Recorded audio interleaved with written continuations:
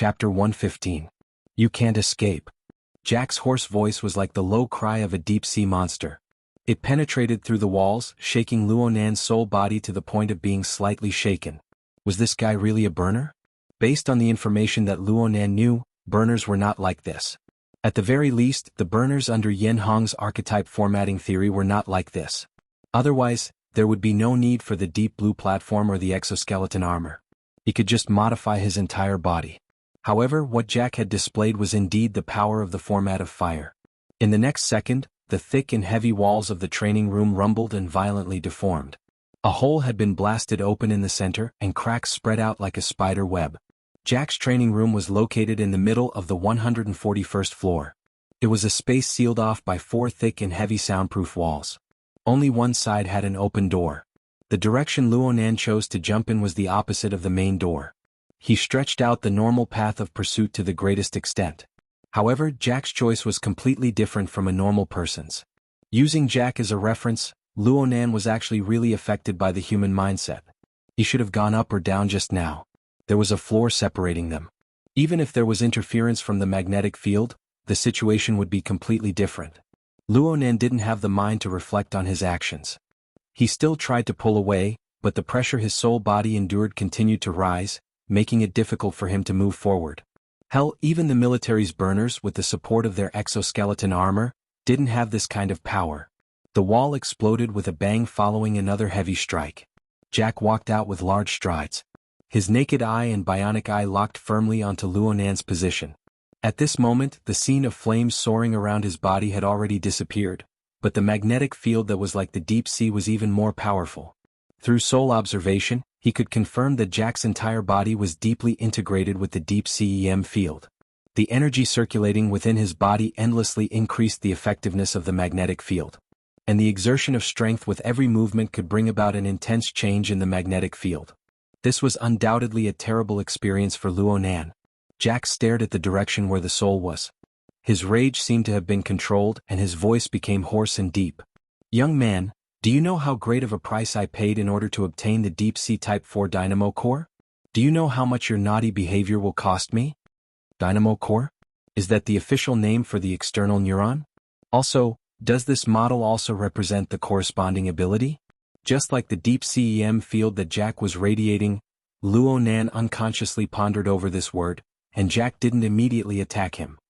Instead, he sized up the surroundings with a somewhat uncertain appearance. Ability users nowadays are really amazing. I actually saw a young man who can raise a dark side of life form. Moreover, that breed seems to be quite interesting. Jack should be probing. Though he had injured the human-faced arachnid, he was still unable to capture its whereabouts. Luonan responded with silence. His attitude made Jack laugh coldly. "Alright, I'll add this incident to my database and tell it to people who are willing to listen to my story. As for you, I have no desire to communicate at all." The exact same words were returned to him by Jack. If it was in the past, Luonan would have felt that Jack's words were sharp. But right now he couldn't help but think. Was this Jack's free will, or was it the result of an artificial intelligence's calculations? This riddle would not be solved in a short amount of time. Luonan deeply felt Jack's murderous intent. He didn't hesitate any longer. He concentrated all of his energy and fled regardless of everything. This time he learned from his previous lesson and directly fled to the bottom of the floor. Though the distance was even more pitiful than last time, less than 4 meters, the floor was constructed from a combination of concrete and high-strength light alloy. It was much tougher than the wall material that Jack had smashed apart. Jack's attack smashed down and the floor instantly caved in, but it didn't immediately collapse. Luonan took advantage of this opportunity to dive down another floor. The straight-line distance between him and Jack had already increased to over 30 meters. The binding power of the deep sea EM field suddenly weakened. Luonan's heart was filled with joy. He was about to forcefully leap through space once more. This time, his target was the night sky outside of the Dashang building. As long as he reached the void where there was nothing to rely on, Jack wouldn't be able to do anything to him. Then a muffled bang rang out and the bullet, which possessed powerful kinetic energy, instantly pierced through 2 floors of the floor. Even though the bullet deviated a bit in the process of piercing through, it still exploded near Luonan's soul body. The churning cloud of fire had the effect of a magnetic field, giving his soul body enormous interference. Luonan had seen similar special ammunition on the warship before, but the effect of this round was clearly stronger. And the ammunition wasn't just one round. It was a continuous barrage of bullets. All of them passed through the hole that had just been pierced through, exploding in succession. For a time, the cloud of fire pervaded the air, igniting a few flammable items on the floor. The 2 floors of the floor were forcibly smashed through in this one delay. Jack flew down just like that. The powerful deep-sea EM field had already enveloped Luonan before he even arrived.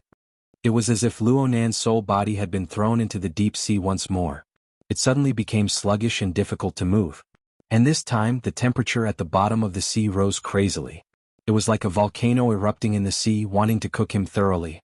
Luonan suddenly felt a sense of weakness as he sank into it. It came from nothing, and it gradually became clear. It wasn't that Jack's format of fire or the deep-sea EM field caused great harm to his soul body. Instead, the human-faced arachnid, who acted as an external fuel tank, had received heavy damage from the first wave of attacks. It had yet to recover. Luonan hadn't truly reached the standard of an out-of-body state. He was able to roam freely in the form of a soul body.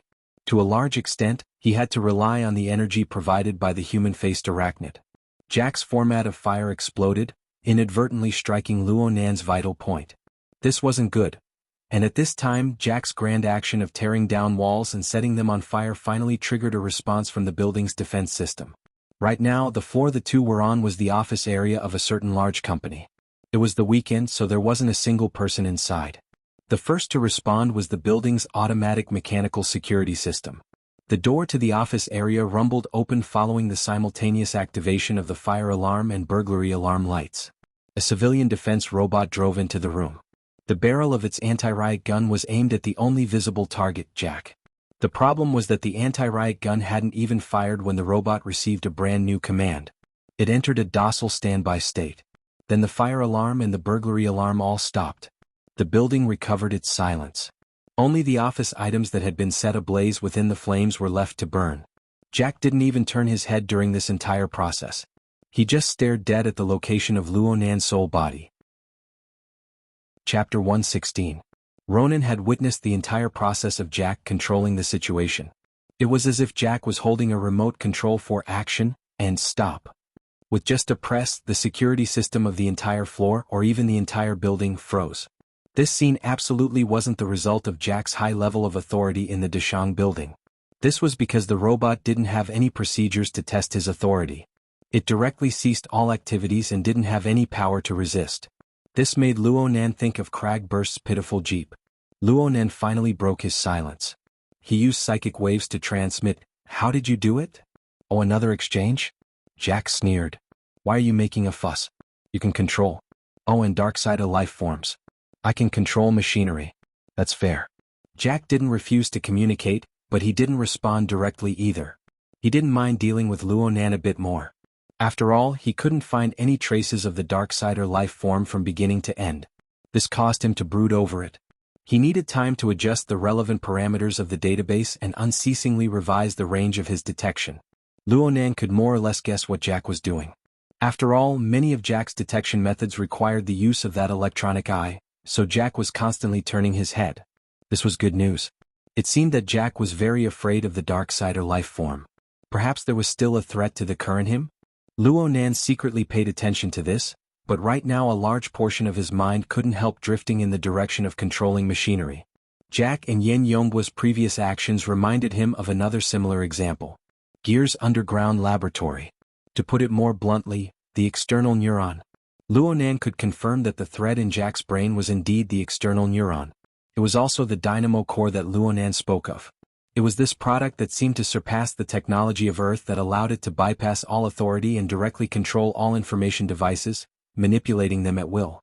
And now, new facts told him that other than the aforementioned functions, this thing was also the key to the burner and format of fire.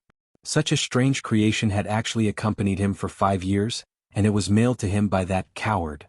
What did that mean? What did that mean? It was hard for Luonan to divert his attention to ponder over this matter during the violent storm of pursuit and escape. Now that he had the slightest bit of time, the relevant thoughts were like heart-devouring bugs, gnawing and grinding in his heart. External neuron? Dynamo core? Burners? Gang leader? Yen Yongbua? Quantum Corporation? And that coward? Luonan's mind was practically tied into a dead knot by the sudden clues and bursts of information. If he didn't loosen up a bit, then his soul would suffocate. Luonan suddenly felt very regretful. Perhaps he really should have listened to Jack's 2 more stories. No matter what, he wanted to know what kind of connection there was between Jack, the mafia leader, and that coward.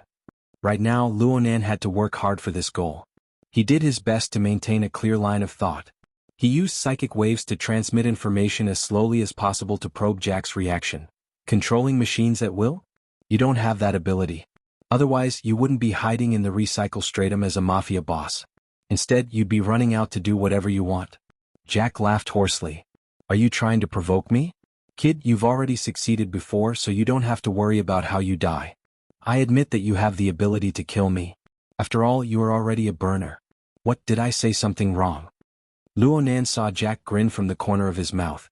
The sarcasm within was thick. Jack shrugged his shoulders. It's nothing. People always have the right to be ignorant. I don't have the obligation to correct them. Kid, there's no need to probe anymore. Call your pet. I'll give you a more satisfying death.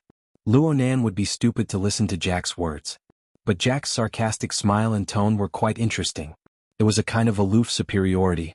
The people he spoke of didn't seem to be specifically referring to Luonan.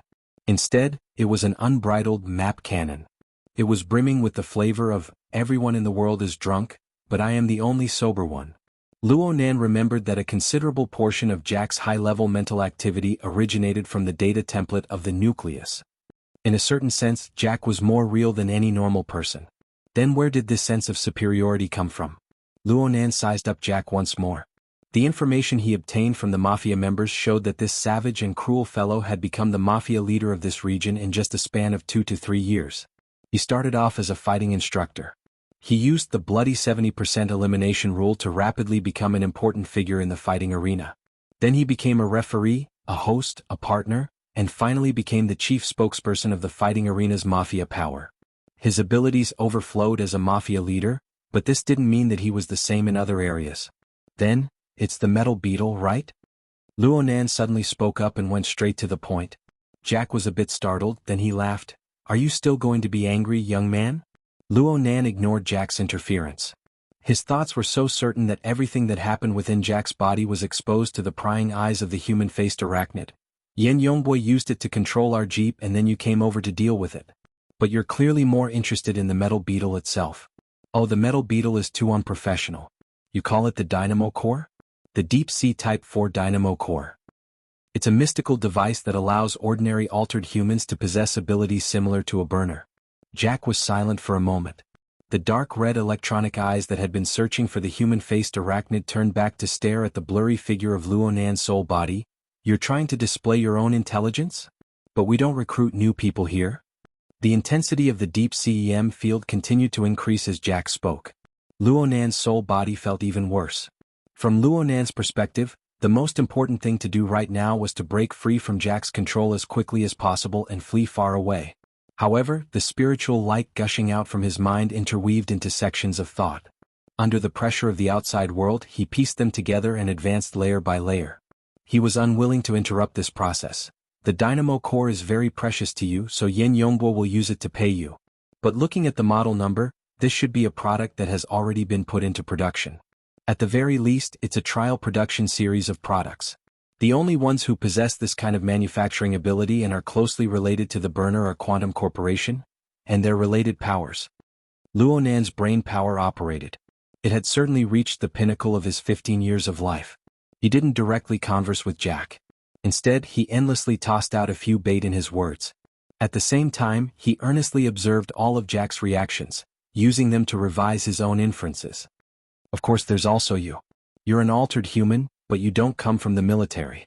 You just happen to be so adaptable to the burner's abilities. The number of people in this world who can do this can be counted on one hand. So I believe that you also come from Quantum Corporation and that you've always worked for the apex technology company of this earth. Luonan saw Jack's face reveal a mocking smile of superiority just as the psychic wave message was transmitted.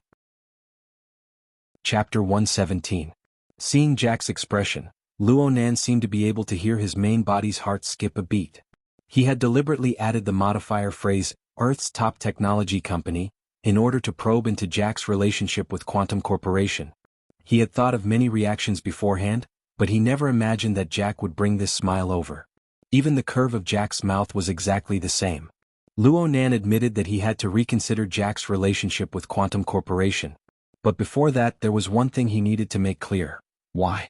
Why would a gang leader holed up in the recycling stratum use this sort of attitude to point at a power that was ranked in the top 3 in terms of market value in the world?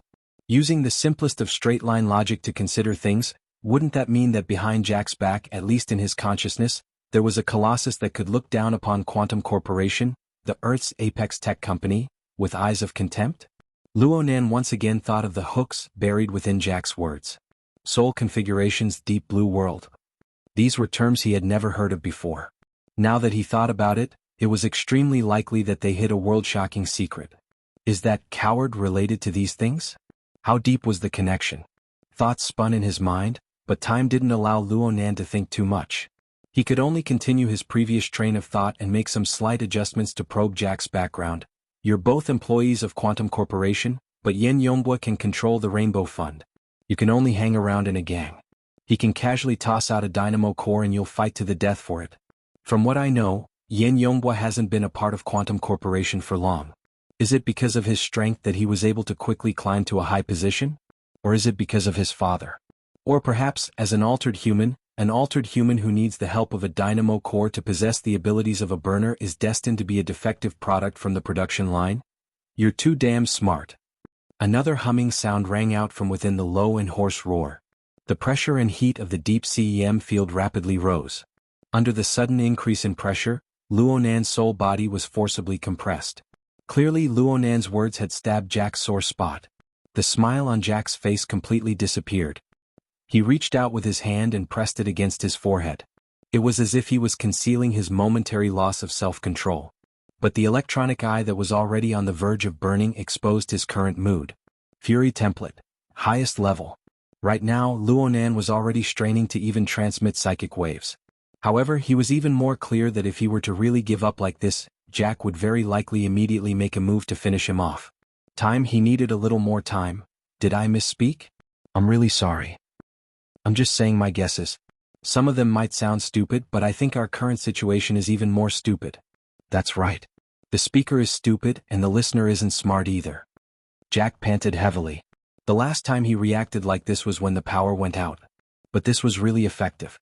His emotions began to recover and he was even mocking himself. This level of control seemed to be something only a modified person who could switch their template at any time could achieve. Ronan noticed Jack's restraint. It was reasonable to say that this callous altered human had many opportunities. He could erupt with a powerful format of fire and turn Luonan's soul body into ashes. But he never truly made a move other than that first strike. Compared to the ruthlessness and decisiveness he displayed before, the current Jack was a little too hesitant. This had nothing to do with intelligence or stupidity. It could only be considered from a more realistic level. Was it fear of the Darksider lifeforms? Or was it because of a more direct, more fatal reason? Jack clearly wouldn't reveal the answer, and he also made substantial movements. He began to walk forward, closing the distance between him and Luonan's soul body. As the distance shrunk, the pressure of the magnetic field increased exponentially. Luonan tried to retreat, but the results were minimal. Jack revealed a smile once more. I've heard back in the deep blue world that it's possible to use the powerful magnetic field of the dynamo core to confine and capture souls, and even Darksider lifeforms. Right now I can give it a try. The deep blue world? Luonan's first thought was actually the information that came from far beyond the heavens. He only truly reacted in the next moment. Jack actually wanted to capture him alive? Yes, looking at the increasing pressure of the magnetic field, Jack really did have this kind of plan. Compared to the beginning, Luonan's soul body had already shrunk by more than 2 times. If this continued, he would probably become the legendary 1-inch mage, someone who could be needed by anyone. Luonan was already unable to think of anything else. He concentrated all of his energy wanting to make his soul body move once more. But at this time, the only thing that could move his entire body was the heavily chained crow, which had been circulating without end from beginning to end. Chains? Luonan's thoughts were still unclear when the vibrating amplitude of the heavily chained crow suddenly increased. But this wasn't an internal force, it was an external impact. A sharp hissing sound rang out. A phantom pounced out from the floor below, forcibly colliding into the deep CEM field. The impact force on the mental plane actually caused the magnetic field's operation to suddenly stagnate. Luonan's soul body was struck by this phantom in the next moment. The phantom tightened and then loosened. Then Luonan flew backwards like he was riding on a cloud, escaping from the range of the deep CEM field's control. The human-faced arachnid. This malevolent monster had killed its way out when it was needed the most. Its body still carried the vapors of turbid currents of emotions. The heavy injuries from the format of fire could no longer be seen, at least on the surface. Success. Luonan's mind relaxed. He flipped over and stood on the back of the human-faced arachnid. He urged this monster, which had just drunk a blood potion, to fly towards the nearest outer wall of the building without turning his head. Jack's heavy and swift footsteps rang out behind him. He was still in pursuit, his speed rapidly increasing. And the large cubicle layout of this floor's office gave him ample space to accelerate. The deep CEM field followed Jack's pursuit, moving like a shadow behind Luonan and the human-faced arachnid. It was like a silent evil beast, staring fixedly at its prey, wanting to devour it as soon as possible. But in the end it was useless. A distance of several dozen meters was far too short for a soul body. Luonan and the human-faced arachnid directly smashed through the outer wall of the building in the time of a single breath. They flashed again in the interweaving neon lights of the night sky, flying 1,000 meters into the air. Jack charged to the end of the building. His momentum hadn't dissipated yet, so he heavily smashed into the French window. The tempered glass, which was of considerable strength and toughness, exploded with spiderweb cracks in an instant. Unexpectedly, it didn't shatter. But the lightweight alloy that held the four sides in place was unable to withstand the impact.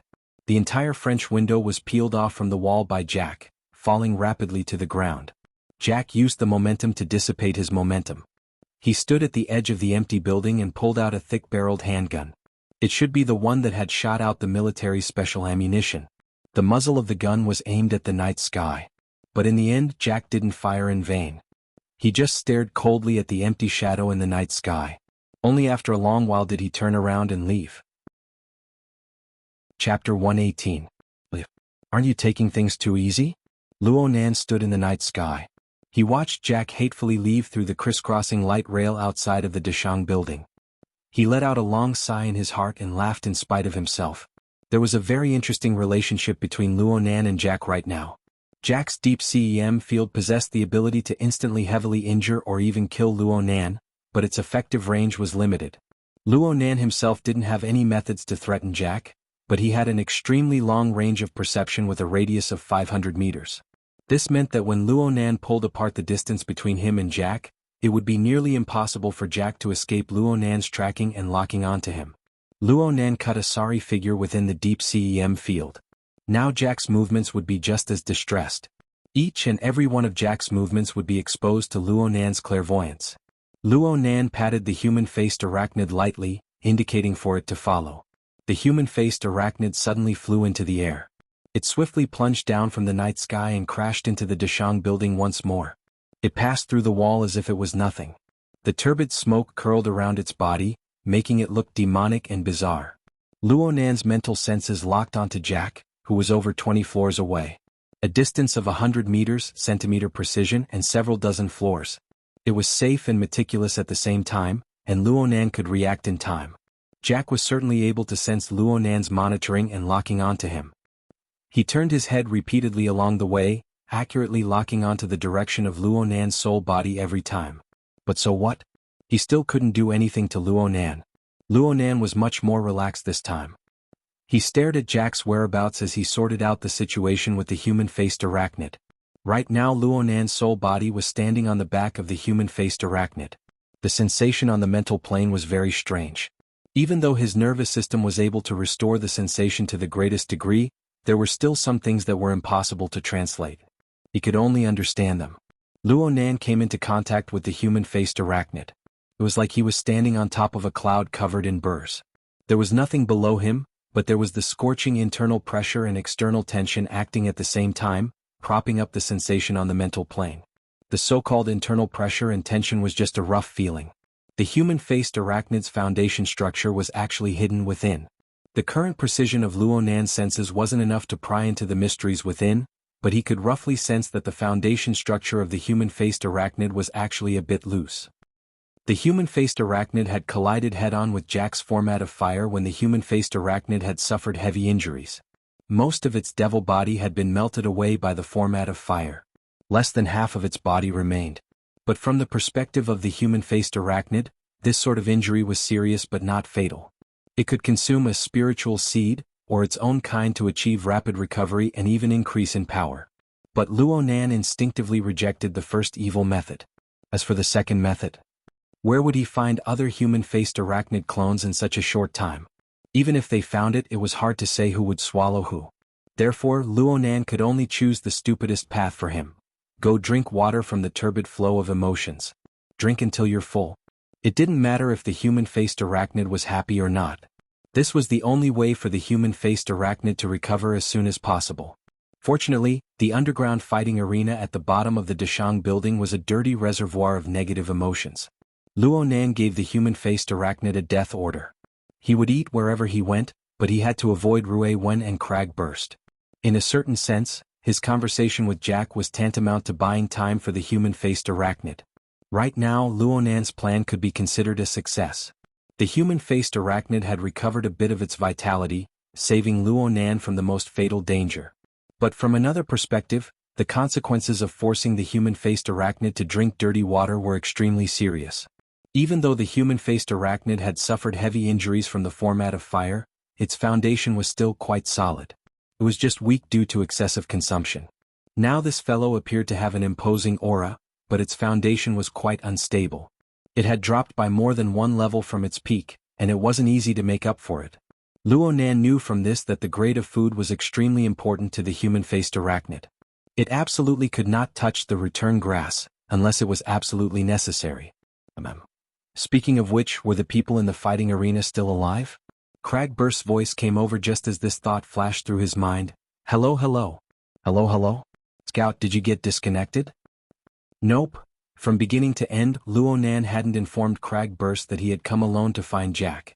On one hand, he didn't want to expose the existence of his soul body. On the other hand, he felt that Ruewen, who was in the fighting arena, needed Cragburst's attention. He had considered everything thoroughly, but he never thought that he would be faced with such a dangerous situation. It was reasonable to say that with the existence of the Hexier, the communication between the two should have been unobstructed. The two had even spoken to each other before facing off against Jack head-on. But Cragburst didn't make a sound for a period of time. Now that Luonan thought about it, he found it very strange. Luonan thought about that dangerous situation. Perhaps Jack's deep CEM field had an interference effect. I saw that your crow was smacking its lips. I thought that your spirit attachment time was up. No. Wait a moment. Luonan controlled the human-faced arachnid to switch to a large angle.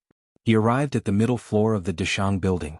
He could completely display the advantage of his sensing range here, encompassing the entire Dashang building. The situation of the underground fighting arena entered into Luonan's control in an instant. However, paying attention to both sides at the same time was quite a challenge to his energy and observation precision. The situation of the underground fighting arena was somewhat outside of Luonan's expectations. Mr. Ma's little darling hadn't been transported over yet. There was only Ruewen by herself on the fighting arena. But the faces of the several hundred tycoons in the spectator stands were all glowing with health. They were full of energy and they were even more excited. They chatted loudly with their gambling opponents, provoked them and endlessly increased the stakes. Or they teased the accompanying beauties, handsome men, and even the sexual services provided by the fighting arena. Some simply acted on the spot and did preposterous things under the watchful eyes of the crowd. Of course, this could also become a part of the gambling game. Had they really just been swept clean by the human-faced arachnid? They're all crazy. As an ability user, Cragburst had seen many preposterous and depraved scenes in his many years of adventuring. But the current situation could be counted on one hand. This is simply some secret order's carnival ceremony. They use all methods to please the demon god. Do you think that there's really an order behind them? I don't know. Though Luonan said this with his mouth, he was reminded by Cragburst to pour a bit more energy into the ugly tycoons over there. Oh, this kind of emotion. What a big empty fire. Chapter 119. The human-faced arachnid was a first-rate looter and arsonist. Luonan was certain that the human-faced arachnid had just swept through this place wantonly. It was not an exaggeration to say that it had sucked the marrow from the bones. But during this process, the human-faced arachnid displayed its outstanding looting techniques. It swallowed the negative emotions and the corresponding energy and vitality. It hollowed out the foundations of the vast majority of people here, leaving behind some floating soil and leaves. Then it lit a fire to its heart's content. The negative emotions that went out of control were the spark. The floating energy and vitality were the fuel to ignite the fire. There were many examples like this in reality. The weaker the body, the more uncontrollable the desire. The moment one lost control, the last bit of vitality within one's body would be completely squeezed out and burned away. Right now, the rich people in the stands, including their attendants and secretaries, and the large amount of related staff members of the fighting arena had sunk into this situation. They were completely unaware of it. When Luonan saw through the crux of this, the situation of the fighting arena became completely different in his eyes. This wasn't a fighting arena at all. It was clearly a brazier that was about to burn dry. Or perhaps it was a deep mine that was filled with gas. It was the kind that had already been ignited. The enormous amount of negative emotions and the floating energy and vitality formed a cloud of fire that was hard to see with the naked eye. It diffused out on the mental plane. If these people could sense their own souls, they would discover that the most terrifying feeling of suffocation had already descended upon their heads. Only an awakened like Crag Burst could feel the intense feeling of disharmony within. He felt an enormous rejection towards this environment. Why did it create this environment? Luonan was disinclined to think too much about the final fate of the rich people in the stands. Instead, he was quite curious about the human-faced arachnid's way of doing things. In any case, Jack wasn't doing anything special right now. Luonan patted the human-faced arachnid beneath him, indicating for it to give him a demonstration. Of course, the human-faced arachnid wouldn't refuse. It immediately flashed a few times and charged back into the fighting arena. Then it hid its demonic body deep within the cloud of fire. Its 6 heterochromatic demon eyes were half squinted and half opened. Its malevolent mouth opened wide and sucked in the cloud of fire. It then spat out the unstable muddy flow of emotions from within its body, forming a stable exchange. Luonan completely understood. The human-faced arachnid couldn't disobey Luonan's orders, so it created an environment to kill poison for itself. It did its utmost to remove the components within the turbid flow of emotions that it was unwilling to absorb. Even though he didn't know how much the human-faced arachnid would improve after this, it was fine as long as the human-faced arachnid was happy. In essence, the fighting arena was no longer a place where the rich and powerful could seek excitement and wantonly seek pleasure. Instead, it was an enormous altar. All the rulers who believed themselves to be infallible had become livestock placed on the altar. They were slaughtered as the human-faced arachnid desired. Though this didn't really conform to Luonan's aesthetics, he didn't feel the need to fix it. Glancing at Jack again, he saw that the fellow had slowed down and seemed to be thinking about something. Luonan didn't need the human-faced arachnid by his side at all times to track him. And the previous combat proved that it would be easier for Luonan to adapt if he and the human-faced arachnid were separated. Luonan let the human-faced arachnid stay in the fighting arena for the time being. It would be good to stabilize its unstable foundation a bit. However, less than 10 seconds after he made this decision, an unforeseen event occurred. Ruiwen, who had been standing on the stage with her hands by her side, suddenly raised her head, her gaze pointing towards the void above her head. That place was originally the position of the broadcast screen. Her image was displayed on the screen. Many people noticed this change and soon they gave a reasonable explanation. Oh. The flat-chested witch is starting to get sentimental. Is she going to see her final, whole image? There won't be another chance in the future. A commotion that wasn't too big nor too small set off in the fighting arena. The exceptionally excited spectators cast their filthy and mocking words together with their irrepressible emotions towards the fighting stage. Ruiwen didn't react to these stimulations at all. She just looked up in a daze. Was she looking at her own image? It wasn't like this. Luonan was certain that Ruiwen's gaze seemed to be directed towards the broadcast screen, but in reality the focus wasn't there at all. Instead, it was directed towards the human-faced arachnid. This was because the human-faced arachnid's 6 heterochromatic demon eyes suddenly opened in that instant and they pointed towards Ruiwen's position. The demonic body that had been idle within the flaming cloud suddenly tightened.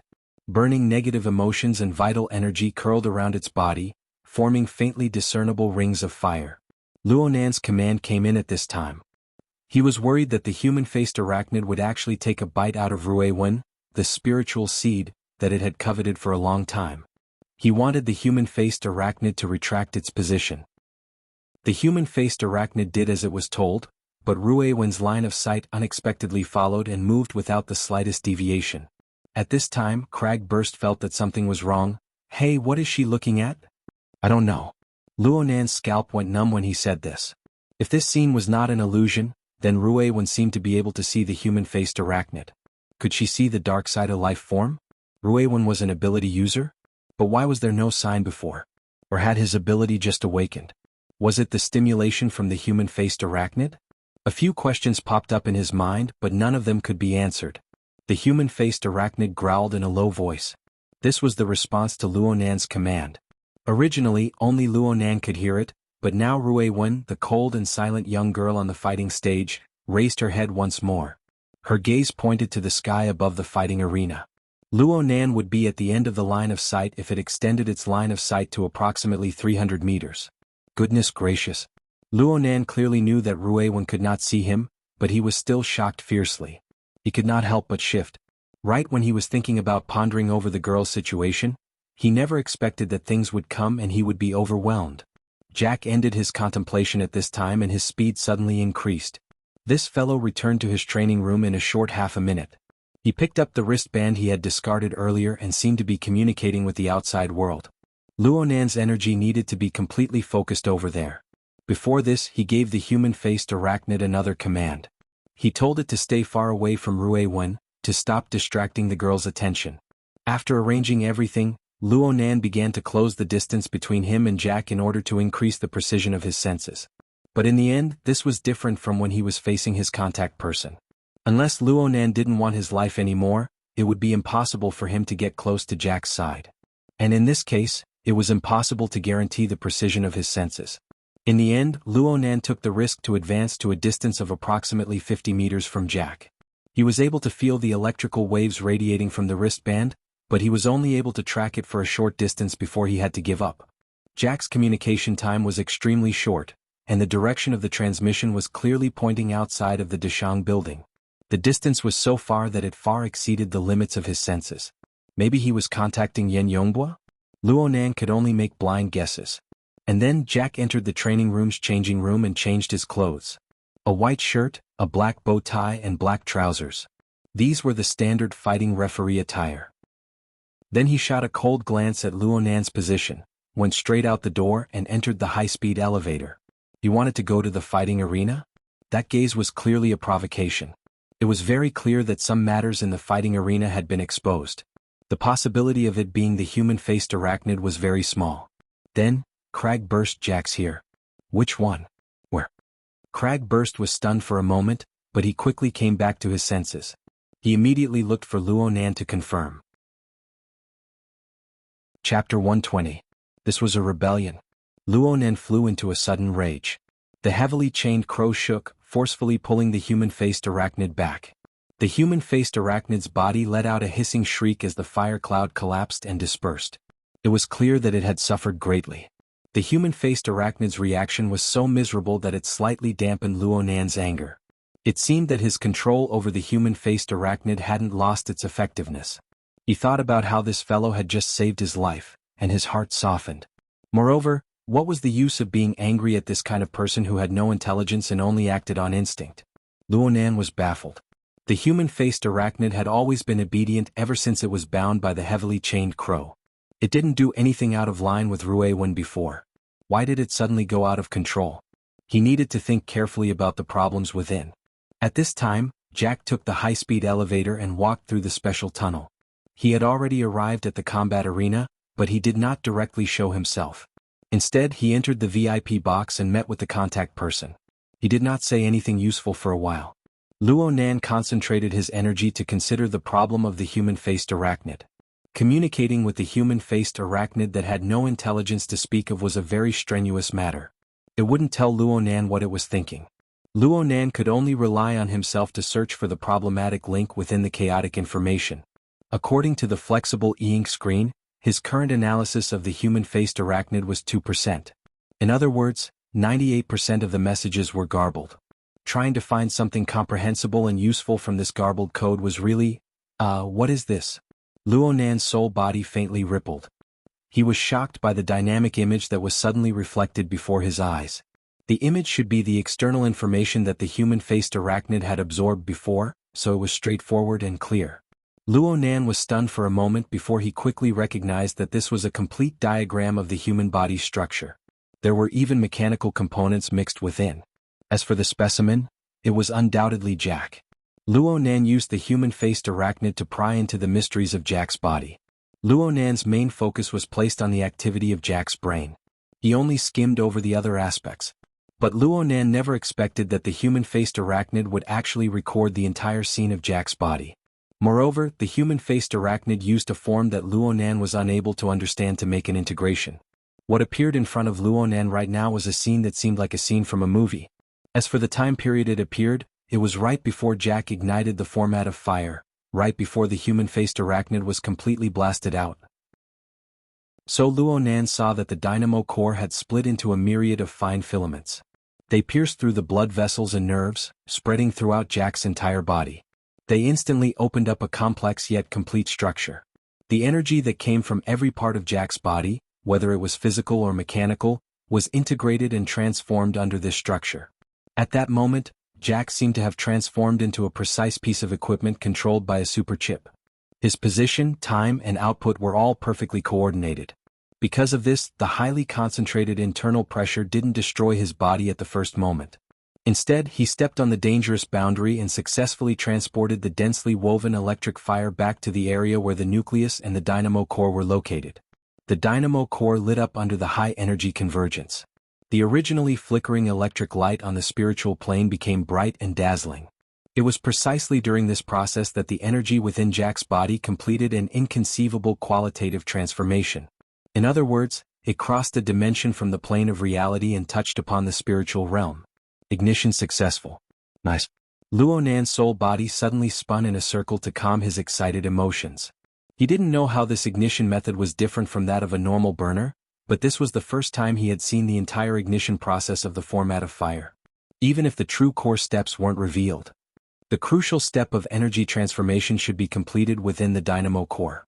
But it didn't matter. This concept and train of thought was already priceless.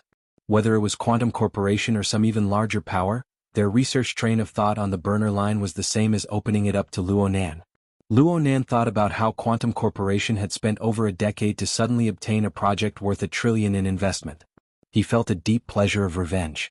The problem was, this wasn't the end. Unexpectedly, this scene, which had been highly integrated by the human-faced arachnid, continued to be edited.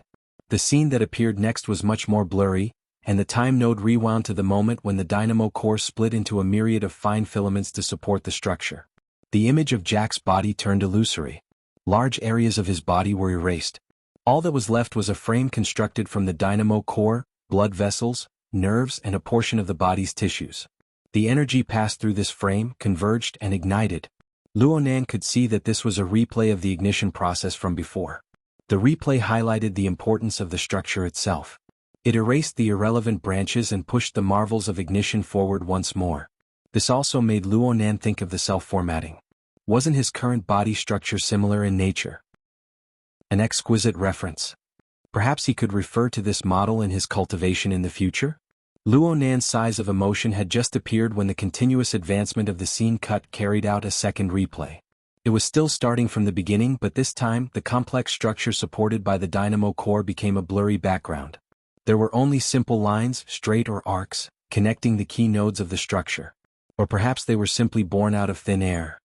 Perhaps they were magnetic lines? Luonan had to admit that he was completely unable to understand it. But, when the straight lines and arcs were pieced together, they formed a complete and sealed figure in the center. When it finally appeared before his eyes, a certain trembling feeling rose from the bottom of Luonan's heart. It dominated his everything. It was a kind of throbbing that penetrated the darkness and illuminated the splendor. A regular tetrahedron might not necessarily be that straight. An inscribed ball wasn't completely tangent to all four sides. An outbounding ball wasn't perfectly connected to all four ends. But this structure, this silhouette, and the marvelous concept that emerged from it were like a heavy fist that smashed into Luonan's heart. His chaotic state of mind was smashed into a chaotic mess. All that was left was the figure that had long since assimilated with his mind, the figure that was completely branded into the depths of his soul. A regular tetrahedron and an inscribed and circumscribed sphere. The human-faced arachnid's analytical figure and Luonan's visualization figure miraculously intertwined and connected at this moment. The throbbing that only belonged to the adherent of formatting theory completely exploded. Luonan froze on the spot. He forgot to restrain the human-faced arachnid. The arachnid obtained its freedom and displayed its simple-minded nature. It let out another sharp hiss and pounced towards Rue when on the fighting stage. Luonan reacted halfway, but he didn't stop the arachnid. This was because the scene of his clairvoyance was completely different at this moment. The human-faced arachnid didn't want to treat Ruewen as food. Its pounce was more like a connection. It pushed close to Ruewen's body and stirred up turbid clouds of fire, nearly submerging Ruewen completely. The sparkling and translucent spiritual seed was like a star that pierced through the layer of clouds. It emitted a resplendent brilliance. Ruewen and the human-faced arachnid shook at the same time. The arachnid began to circle around Ruewen. Ruewen's gaze followed half a circle. She slowly closed her eyes when she was about to turn around. Chapter 121. The shape of a circle is still too abstract. I need to be more concrete. Luonan stared fixedly at the fighting stage. He looked at the special connection between the human-faced arachnid and Ruewen. At the same time, the spectators on the stands were also watching. All they saw was Ruewen's closed eyes. For this reason they ridiculed, mocked, and cursed from the stands. They used all the filthy words they could to release the pressure and emotions they had accumulated in their daily lives. They released the sense of accomplishment and superiority that came from dictating the life and death of others. But in essence they were a bunch of blind people, a bunch of stupid pigs and sheep that were still cheering happily on the altar. What they didn't know was that with every obscenity that came out of their mouths at the same time as they released their negative emotions, they also ignited their vitality and threw it into the sealed arena, turning into a part of the burning cloud of fire, and ultimately returning to nothingness. Luonan had no intention of despising these people. He had witnessed the 2 replays of the human-faced arachnid, and this told him a fact. The visualization diagram was not a mysterious thing that could be explained at any time. It contained a very complicated structure and extremely profound basic principles. What he saw was only a highly abstract shape. The 2 replays, especially the second one, proved that the operation of the visualization diagram had completely exceeded his level of understanding. He didn't have the right to overestimate his own eyesight, and he couldn't delude himself into trying to understand the deeper truth now. Mocking these spectators was like the pot calling the kettle black. The only thing he could do now was to maintain his reverence for the unknown and continue to observe and verify. Therefore, Luonan did everything he could to pay attention to the changes happening on the fighting stage. His perspective was a combination of the material and the mental plane, as well as his understanding of the turbid flow of emotions. Every second of observation and feeling brought about an astonishing consumption. All of this was worth it. Gradually, the actual images of the human-faced arachnid and Ruewen became blurry from Luonan's perspective. The fighting stage and even the entire fighting arena also became blurry. All of this turned into a visual and symbolic picture. Luonan saw a sea of burning clouds. The human-faced arachnid was a spider demon that swam within the sea of clouds. Ruewen, on the other hand, was the only shining star in this turbid sea of clouds. Bright, penetrating, and sharp. The radiance of the stars was like the sharp edge of the sword. The human-faced arachnid circled around the star, constantly drawing closer. It drove the turbid flow of emotions to conceal the light of the star. However, no matter how many negative emotions were entwined in the clouds, the ice-cold edge would always be able to cut them down, not staining them in the slightest. During this process, the edge of the stellar sword was also being tempered, becoming sharper and sharper.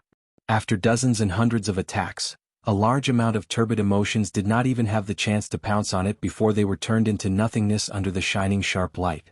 But no matter how many he destroyed, the burning sea of clouds continued to advance. The sea of clouds roared and cursed. The excited spectators provided all of this. This group of pigs and sheep that had their blood drawn and their blades drawn were completely unaware that the sealed arena had already become a giant altar. Their vitality was the blood that flowed recklessly on the altar. It was the only paint that painted the burning sea of clouds. Finally, the human-faced arachnid let out a sharp hiss. It took the initiative to launch a substantial attack, throwing itself at Ruewen. However, Ruiwen's stellar sword edge had been tempered to a new level after experiencing the impact of the thousands of turbid clouds of fire. The human-faced arachnid had yet to truly approach. It just received the light of the edge and countless fine wounds had already been sliced open on its malevolent demonic body. This was not an act. It was true damage. Luonan could feel the pain of the human-faced arachnid, but the deepest part of its reaction transmitted a joyful message. Joyful. The human-faced arachnid continued to advance, truly intersecting with the stellar sword edge. In an instant, one of its limbs was even sliced off. It fell into the burning sea of clouds and ignited with a rumble. The human-faced arachnid let out a long hiss of pain, but it turned around and threw itself over. It swallowed its own burning limb in a single gulp, trembling with excitement. Its aura weakened during this process, but it clearly congealed quite a bit. Correspondingly, its foundation structure was shaky and its situation improved somewhat. So it was like this. Luonan finally understood. The corresponding information was completely analyzed at this moment and flowed through his mind. There was no doubt that the human-faced arachnid was using Ruiwen. It discovered Ruiwen's ability, but it was intimidated by Luonan's command. It couldn't directly devour her, so it used a roundabout method in an attempt to use this ability to obtain benefits. The human-faced arachnid wanted to reach a dynamic equilibrium with Ruiwen. It had been attacking and oppressing all this time, but it controlled the intensity of the fire. It tempered Ruiwen's stellar sword edge to become even sharper, all for the sake of allowing Ruiwen to truly threaten it. This sounded very strange, but the truth was that the human-faced arachnid was incapable of achieving self-growth. It needed to devour foreign objects, including its own kind, in order to achieve individual evolution. The current situation was just a variant of devouring. The human-faced arachnid borrowed Ruiwen's stellar sword edge to chop off its shaky parts and reconstruct its foundation. As long as it wasn't truly fatal, it would gladly endure the pain even if it was riddled with 1,000 holes and its limbs flew in all directions. As for the vitality it consumed, it was naturally provided by the idiotic pigs and goats in the surroundings. The only ones that were completely damaged here were these people. This form was brimming with a sense of malevolence and bitterness. It was incomparably compatible with the human-faced arachnid's usual image. From the human-faced arachnid's perspective, this special environment that it had created with its own hands was a whetstone, a furnace, and an altar.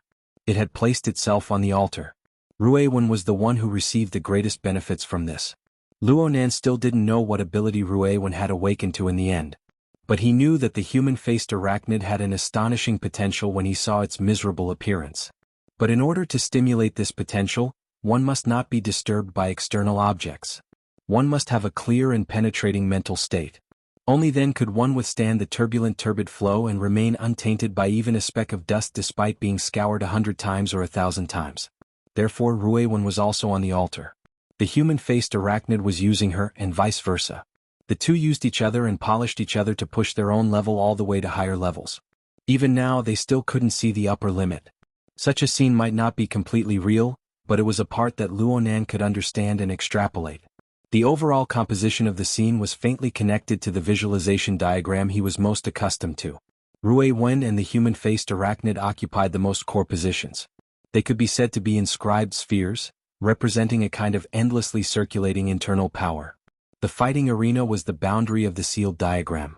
It was the external sphere, representing the external environment and energy supply. As for the tetrahedron, wasn't that Luonan? The human-faced arachnid was within Luonan's system. All of its actions were essentially variations and extensions of the system. So in the end, the one who provided this framework was Luonan himself. This realization rose in Luonan's mind, and he suddenly understood where the consumption of observation had gone. That was the price and challenge that must be paid as a carrier. He wasn't standing on the altar, but he was the altar. Whether or not Luonan's format pyramid could accommodate the endlessly rising levels of both sides, whether or not it could bear the conflicting power of both sides, whether or not it could provide sufficient support, was the key to the success or failure of this sacrificial ritual. Once the framework collapsed, the balance would be lost.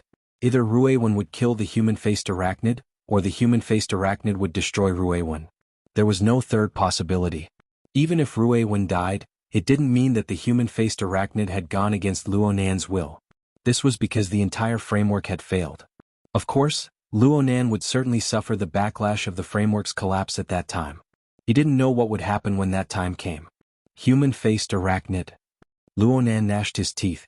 Right at this moment, a spotlight suddenly shone down from above the fighting stage, illuminating the edge of the area. The live DJ played the whistling sound of an airplane skimming through the air at a low altitude. A long wait, a bloody future. The Beast King battle that everyone is looking forward to. Our other protagonist has arrived. The ending sound was a moaning sigh. It was a pretentious posture, but it gently plucked a chord in the hearts of all the spectators. The whistling sound that followed caused the entire fighting arena to shake. Chapter 122. Where the spotlights shone, the ground first sank, then rose up again, and a huge metal box appeared above it. Before it had completely entered the range of the spotlights, they could hear the sound of friction and collision. It was very strange. The metal box was the size of a small container. Its length was close to 6 meters, and its height and width were also more than 2 meters. Compared to the standard boxing ring, its length was very close. When this metal box appeared in front of everyone, the fighting arena was first stifled, and then the shouts from the stands turned into boos and laughter. F***ck big guy. This physique, is it a brown bear? A Siberian tiger? A black caiman? Shameless enough, vicious enough. Continue to raise the stakes? Can we change the bet? Clearly, the fighting arena's actions had caused some controversy, but most people were still happy to see it happen. They didn't care about the outcome of the bet, they just wanted to see that bloody scene. Of course, it would be better if there was a bit of suspense. A one-sided situation ultimately made people feel that something was missing. At this time, the front of the metal box opened, but nothing came out. Instead, there was a loud ong-ong sound as well as the sound of an excited collision. The force was not small, but the sound, just as the group of people looked at each other, the entire metal box opened, revealing the situation inside. The audience was stunned. Inside the metal box, there were actually 2 cages about the same size. One was a dark, translucent glass box, and it was impossible to see what was inside. The other was an ordinary-looking iron cage. The fellow running around inside had a long face and tusks, a thick body, thick skin, and iron bones. It was indeed a huge creature, and its strength was not small either, knocking against the iron cage with clanging sounds. This was a wild boar. Alright, from a practical point of view, if 99% of the people in the fighting arena were thrown down and made to face this beast that weighed more than a few hundred kilograms, there would only be death. But the style was not right. What they wanted to see was a shuraba with flesh and blood flying everywhere, not a farce of people chasing each other and bumping into each other. Besides, was any wild boar worthy of making them wait for more than 10 minutes? Boos rang out. It didn't matter which company's boss or which department's official they were during the day. At this moment, all the spectators and gamblers on the stands had completely thrown away their reservations and vented their emotions to their heart's content. Whoever they didn't like, they would boo and scold. Amidst the deafening boos, the DJ did not dare to make a sound. On the boxing stage, Ruewen still stood quietly with her eyes closed. Below the boxing ring, the front of the black glass box next to the iron cage silently opened. The box was still pitch black and didn't reveal anything. However, the wild boar that had been restless in the iron cage on the other side suddenly screeched, as if someone had stabbed a butcher's knife into its stomach. The boos in the arena were forcibly cut off by this ear-piercing cry, and then the crowd of spectators saw the wild boar in the cage desperately trying to get out. The collision was so fierce that it actually caused the entire iron cage to shift. The 2 parallel boxes were forcibly pulled apart by almost 3 meters until they crashed into the boxing ring. They continued to exert force, causing the boxing ring to rumble. What the hell? Luonan was a bit annoyed and a bit anxious. The sacrificial ritual had reached a critical moment. Countless lines appeared within the burning sea of clouds, building an even more exquisite structure. It was created by the human-faced arachnid's valiant instincts. Profound and unfathomable laws and principles were contained within. Luonan didn't try to analyze it. The human-faced arachnid surpassed him in terms of level. There was no meaning in forcefully deciphering it. The only thing he could do right now was to maintain the framework of the sacrificial altar, to make it maintain stability. He was doing quite well right now, and the 2 people on the sacrificial altar were doing quite well as well. The play of tricks in the fighting arena just now had caused the supply of turbid emotions to be a bit scattered. That wasn't a big deal. Blindly using a fierce fire might not be able to cook rice. The slower the fire, the better the cooking would be. This bunch of idiots, pigs and sheep. They were simply hammering nails into their own coffins. But at this time, the wild boar crazily rammed into the boxing ring, and the interference from the outside world suddenly increased. The human-faced arachnid wasn't a big deal, but Luonan was really worried that Ruewen would get distracted. While Luonan was worried, the crowd of spectators were in high spirits. Oh, what a trick. Deliberately setting up suspense and suppressing one's desires had been used many times. This was what the spectators loved the most. Their minds were firmly hooked, and the sounds of booing and cursing completely disappeared. The fighting arena actually became quite a bit quieter. Something finally came out from the black glass box at this time. A long forked tongue stuck to the ground. It flickered in and out, and trillions of sensory cells replaced the functions of eyes and nose on its rough surface to detect the outside environment. Snake or lizard? Hurry up and start. Hurry up and show your head. It seemed to feel the restless emotions of the outside world. The thing in the glass box finally stuck its long and narrow head out. It looked to be of the lizard type. But the spectators felt that something was wrong halfway through. This head was nearly 2 meters long, right? Its head was mainly occupied by a long, narrow, and deep gaping mouth. Its front end was practically reaching the iron cage beneath the boxing ring. The pitiful wild boar was about to bring the cage and jump onto the stage. The length of the body was calculated from the length of the head. How could the glass box hold it? In reality, the flexible body that seemed to be swimming in the air extended out a full 4 meters in length. There was still a tail that hadn't come out yet. The mouth occupied half the length of the body that was revealed. This made its external appearance look closer to that of a crocodile, but it was much taller. Its 4 limbs were extremely thick and solid, supporting its belly far off the ground. Its forked tongue still hung down, sticking to the ground as it flicked in and out. It looked strange and cautious. What was this thing? Just as Luonan was puzzled, Cragburst let out a low roar. "See him be!" Before the coarse curses could fall, the monster's 2-meter-long mouth opened wide without any warning. Thousands of dense, cold, and sharp teeth lined up in 4 rows. The camera faithfully recorded the scene, and a close-up shot was made through the broadcast screen. The scene was clearly displayed before everyone's eyes. The entire arena sucked in a breath of cold air. Protruding forward, biting, closing, swallowing. The monster performed a series of concise movements like this, and a glaring bloody light sprayed out in front of it. The wild boar that weighed several hundred kilograms, including the solid iron cage that surrounded it, was suddenly cut in half. It was swallowed by the monster in one gulp. Screams rang out from all directions. A rare situation of half being quiet and half being hysterical appeared in the entire fighting arena. And at this time, the enormous broadcast screen above the fighting arena was retracted, causing the area above the fighting arena to be even more spacious. Then a maglev-type floating platform descended from the opening in the upper level of the fighting arena. There were no handrails, nor were there any fences. Jack stood steadily atop the platform. He wore a white shirt, black trousers, and a black bow tie. He was the standard attire of a referee, but he looked down from above. His face was expressionless, and he turned a blind eye to the strange situation in the fighting arena. He raised his hands slightly and separated them to 2 sides. One side represented Ruewen, who was standing silently. The other side represented the brutal monster that was swallowing its food. He spoke with a calm and emotionless tone. "Marauder Ruewen. Mutant, Great Maw Basilisk. Beast King battle begin." Mutant? Was it really a freaking mutant? Chapter 123. Oh, damn it. Whose idea was this? I love him to death. Hurry up and start. Start. Don't tell me I have to wait for it to finish eating that pig and bring an iron cage? Look, those 4 rows of sharp teeth. What would it feel like to have a slender body roll around inside? Ah, who's going to give me a close-up? You on the stage. You on the stage. Open your eyes. What a cute baby. The so-called Beast King battle didn't immediately begin, but the spectators in the fighting arena were all brimming with interest. When the fighting arena brought out the mutant as the main character of this battle, everyone knew that the course of the battle would be completely one-sided. They could only enjoy the prelude and the conclusion. Right now, Ruewen continued to stand quietly with her eyes closed. This was already the best posture to maintain suspense. Some people were really worried that this flat-chested witch would witness the terror of the Great Maw Basilisk with her own eyes.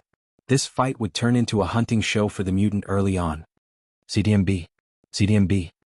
Cragburst spat out obscenities as he extended his hand to touch the transparent protective wall in front of him. Right now he had to break through this obstacle in order to rescue Ruewen from the jaws of the mutant. Giving him 8 to 10 punches was obviously not a problem, but this required a process.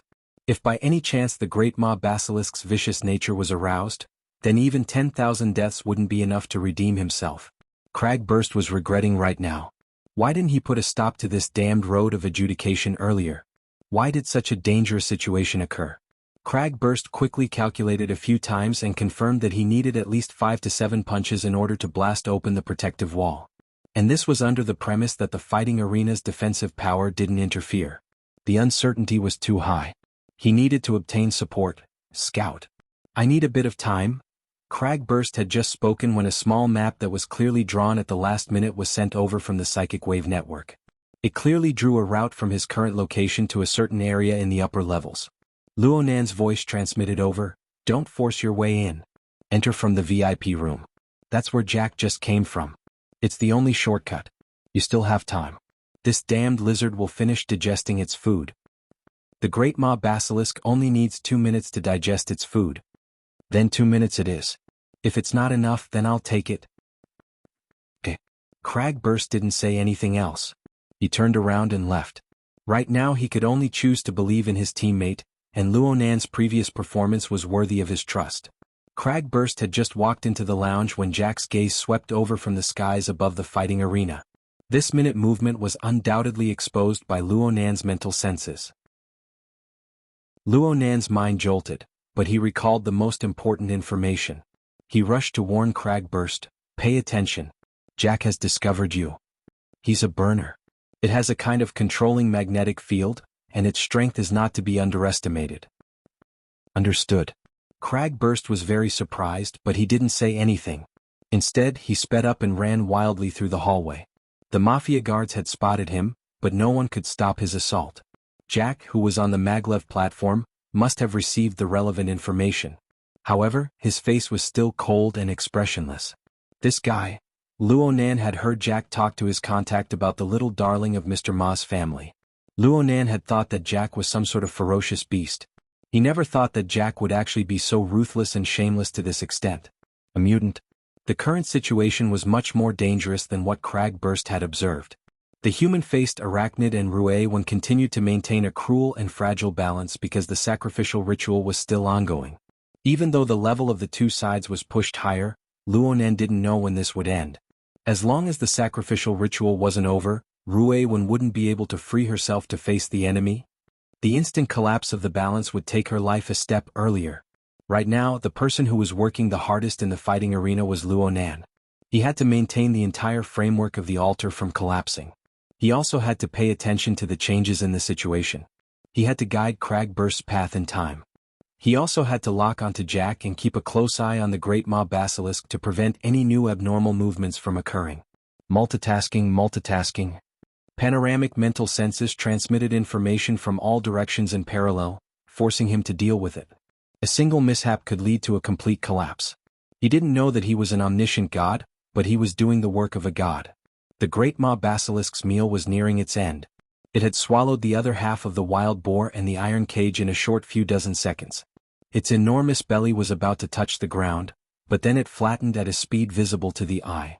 The strong acid in its stomach possessed a terrifying digestive ability. The several 100-kilogram wild boar and at least half of the iron cage's weight were digested by the great mob basilisk in a short minute. The relevant energy was infused into the great mob basilisk's entire body, increasing the temperature of the blood by a bit. At this time, its thick double eyelids lifted up. Dark yellow cracks of ice appeared on its enormous eyeballs. It gave people the feeling that it was callous and emotionless. It assessed its surroundings. From the great mob basilisk's perspective, what it hated the most were the noisemakers all around it. But it had already used its tail to test the protective wall during the process of eating.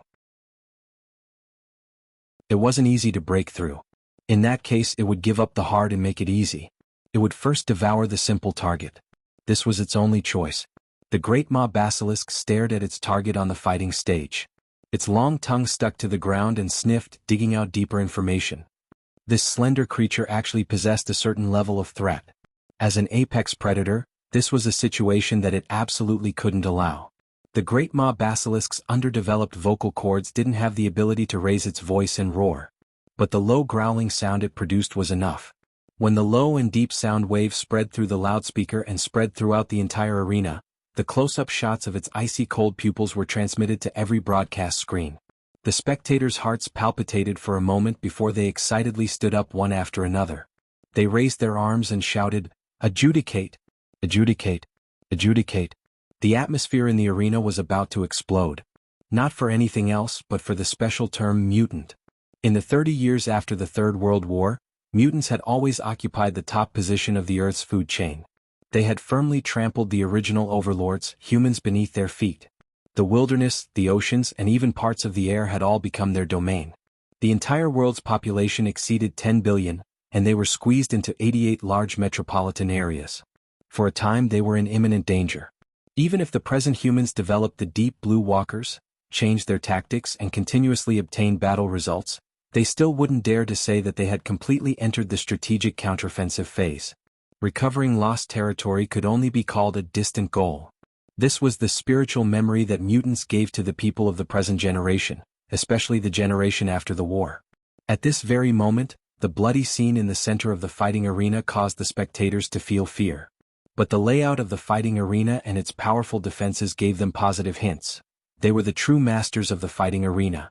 They were the powerful ones who enjoyed everything.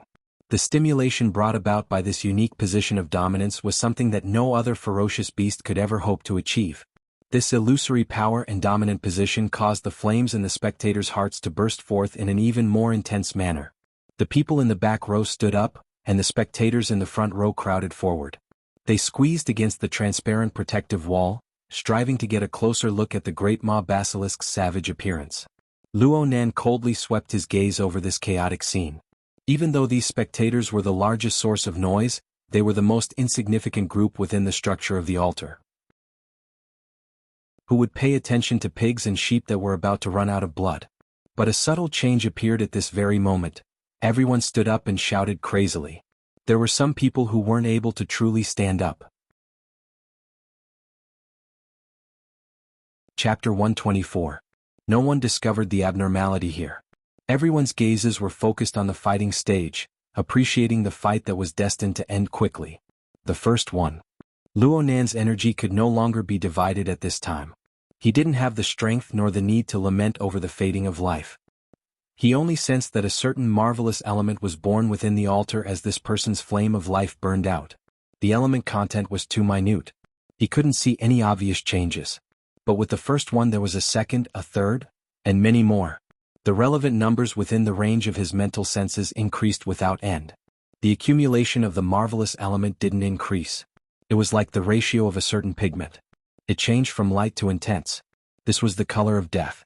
The blood would eventually run dry. The blood was cut open at the same time. Then the corresponding death of exhaustion would arrive at about the same time. The one who collapsed right now was just the first wave. Luonan had never thought of killing anyone, just like how he didn't think of saving anyone at this moment. He needed to focus on the framework of the altar. He needed to focus on the subtle changes brought about by the infiltration of the new element. The death of each individual was a challenge to the supply of the burning cloud of fire. However, looking at the overall structure, the addition of the death paint formed a complementary situation where one side was weakened while the other side was strengthened. The latter couldn't provide energy, but it built a new structure within the framework. It was like a bridge, leading the sacrificer to a plane that had never been reached before. From the frenzy of life to the deep silence of death. Whether it was the human-faced arachnid Ruewen or even Luonan, they all touched upon this straightforward and deep domain. Luonan was a bit spellbound. The pressure of information that was about to clog suddenly erased a bit within this deep silence of death. A lot of information had value on the plane of life, but it was meaningless once it entered the domain of death. The blending of life and death was like a filter. It filtered out many things. This could be considered a type of comprehension, but it was only at a very shallow level. Especially when compared to Ruewen. When the domain of death opened up to them, Luonan discovered that Ruewen possessed an inconceivable keenness towards this domain. Her keenness far surpassed Luonan's and the human-faced arachnid's degree. Every drop of life was able to bring her new harvests. Luonan vaguely felt as if Ruewen had come to his side. She stood side by side with him as she watched the flames of life extinguish, disintegrate, and evolve on all four sides of the stands. She obtained information that he was unable to comprehend from within. But from another perspective, Luonan was originally unable to discover this information. But because of Ruiwen's existence, he was able to come into contact with this information in advance. He didn't know what use this had, but one thing was clear: Ruiwen had discovered and utilized the power of death. This was something that the human-faced arachnid was incapable of doing. Because of this, the balance at the center of the altar was suddenly broken. Ruiwen and the human-faced arachnid continued to increase in rank. However, the current situation was that Ruiwen would advance 2 ranks for every rank the human-faced arachnid advanced. In just a few breaths of time, the internal force that sharpened and pushed each other forward was on the verge of collapse. The rules of the sacrificial ceremony were: whoever became the weaker would become the sacrificial offering. The human-faced arachnid let out an ear-piercing screech. This was the situation it had created. It had placed itself on the altar, but in the end, it had become a sacrifice. But its survival instincts drove it to struggle. Even if it was destined to perish, it didn't want to be the first. Luonan watched this scene. He watched the burning cloud of fire grow more and more clamorous. He watched the spectators in the fighting arena shout like a tsunami. He also watched the sharp edge of the starry sky illuminate the gloom, and he watched the spider demon struggle in its death throes. Inexplicably, he didn't have any fluctuations of emotion. It was as if he was watching a pantomime that had nothing to do with him. Or perhaps it was just a formula that was arranged and calculated on the surface of a paper. It wasn't that he had lost the ability to feel emotions. Rather, he simply didn't have the luxury to display his emotions. Maintaining the framework of the altar had already overdrawn all of his energy. Cragburst's transmission came at this time. "Scout, I've arrived at the VIP room." "Holy crap. It's a giant lizard." The great mob basilisk began to move. It slowly turned to an angle and determined the optimal path to hunt. According to its habits, it was about to launch an attack immediately. Cragburst just so happened to rush into the VIP room.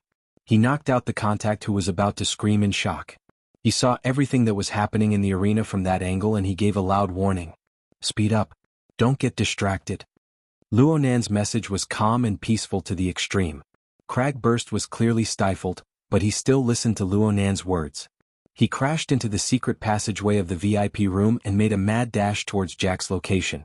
Luonan didn't pay special attention to the great mob basilisk's movements. This was because his mind was unable to bear the heavy burden at this moment. It had already automatically adjusted itself to be divided into 2 parts, within the framework and outside the framework. The former was primary.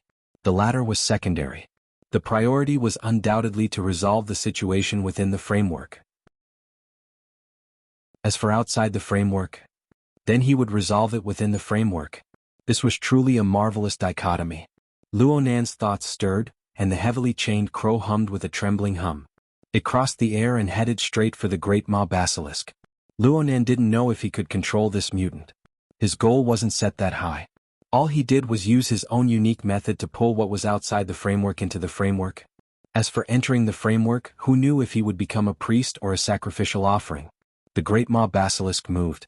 The surrounding spectators screamed themselves hoarse. Its 4 thick and solid limbs moved quickly, and it easily stepped onto the meter-tall fighting stage.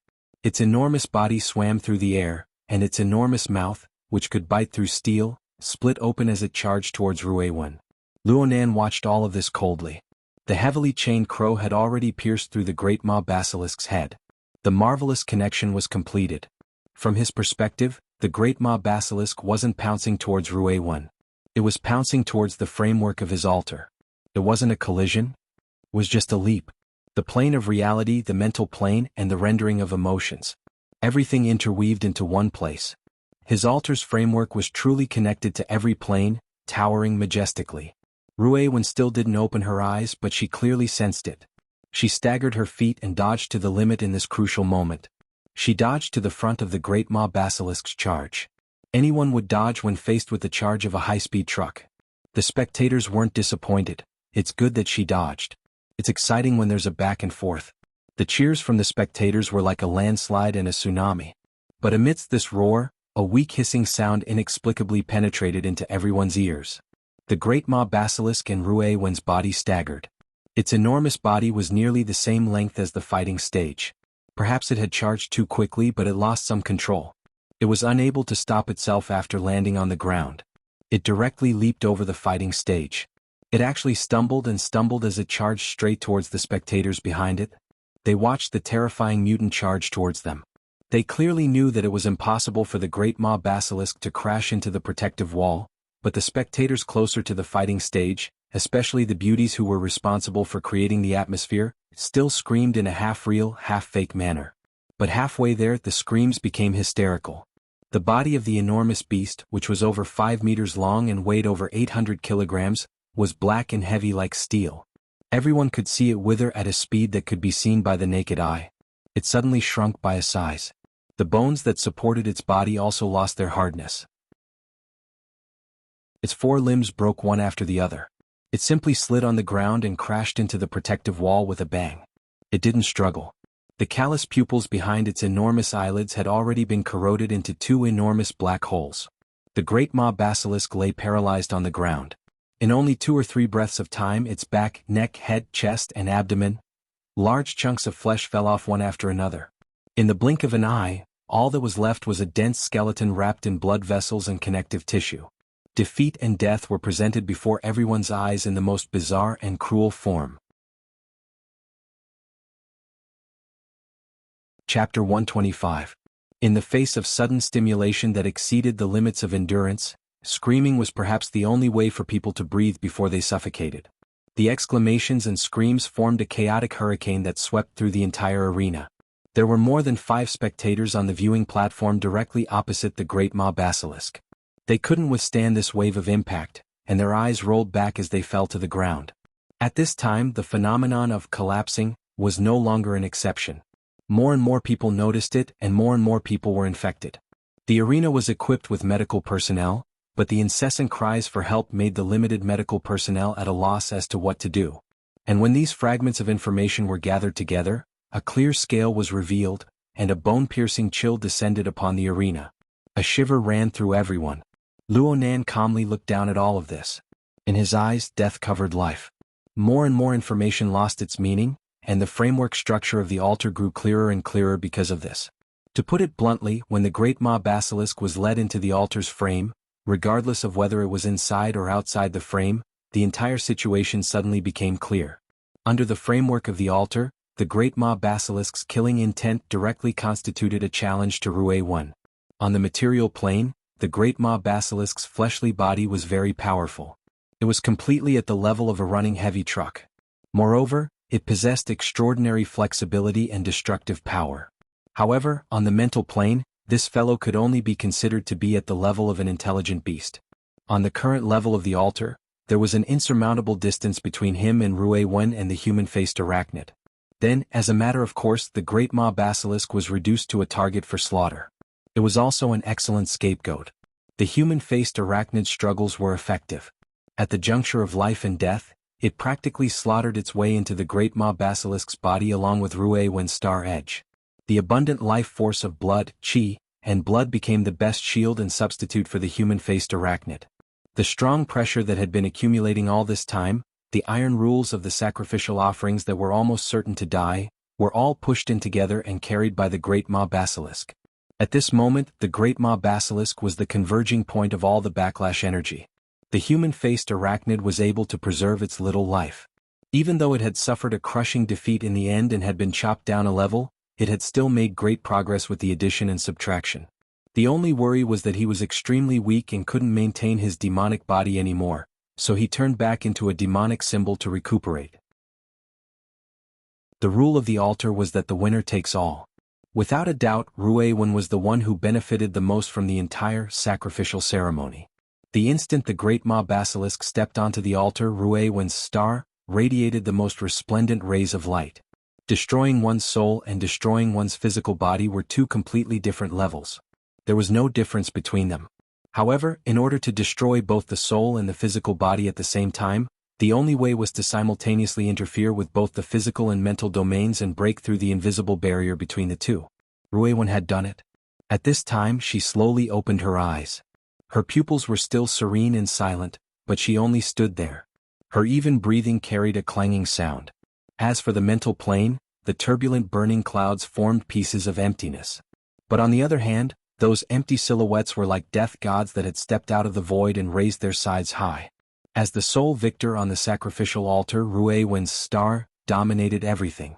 Wherever the radiance of the stars shone, she only needed a thought to squeeze out every last bit of value from the sacrificial pigs and sheep within the framework, turning them into deathly stillness.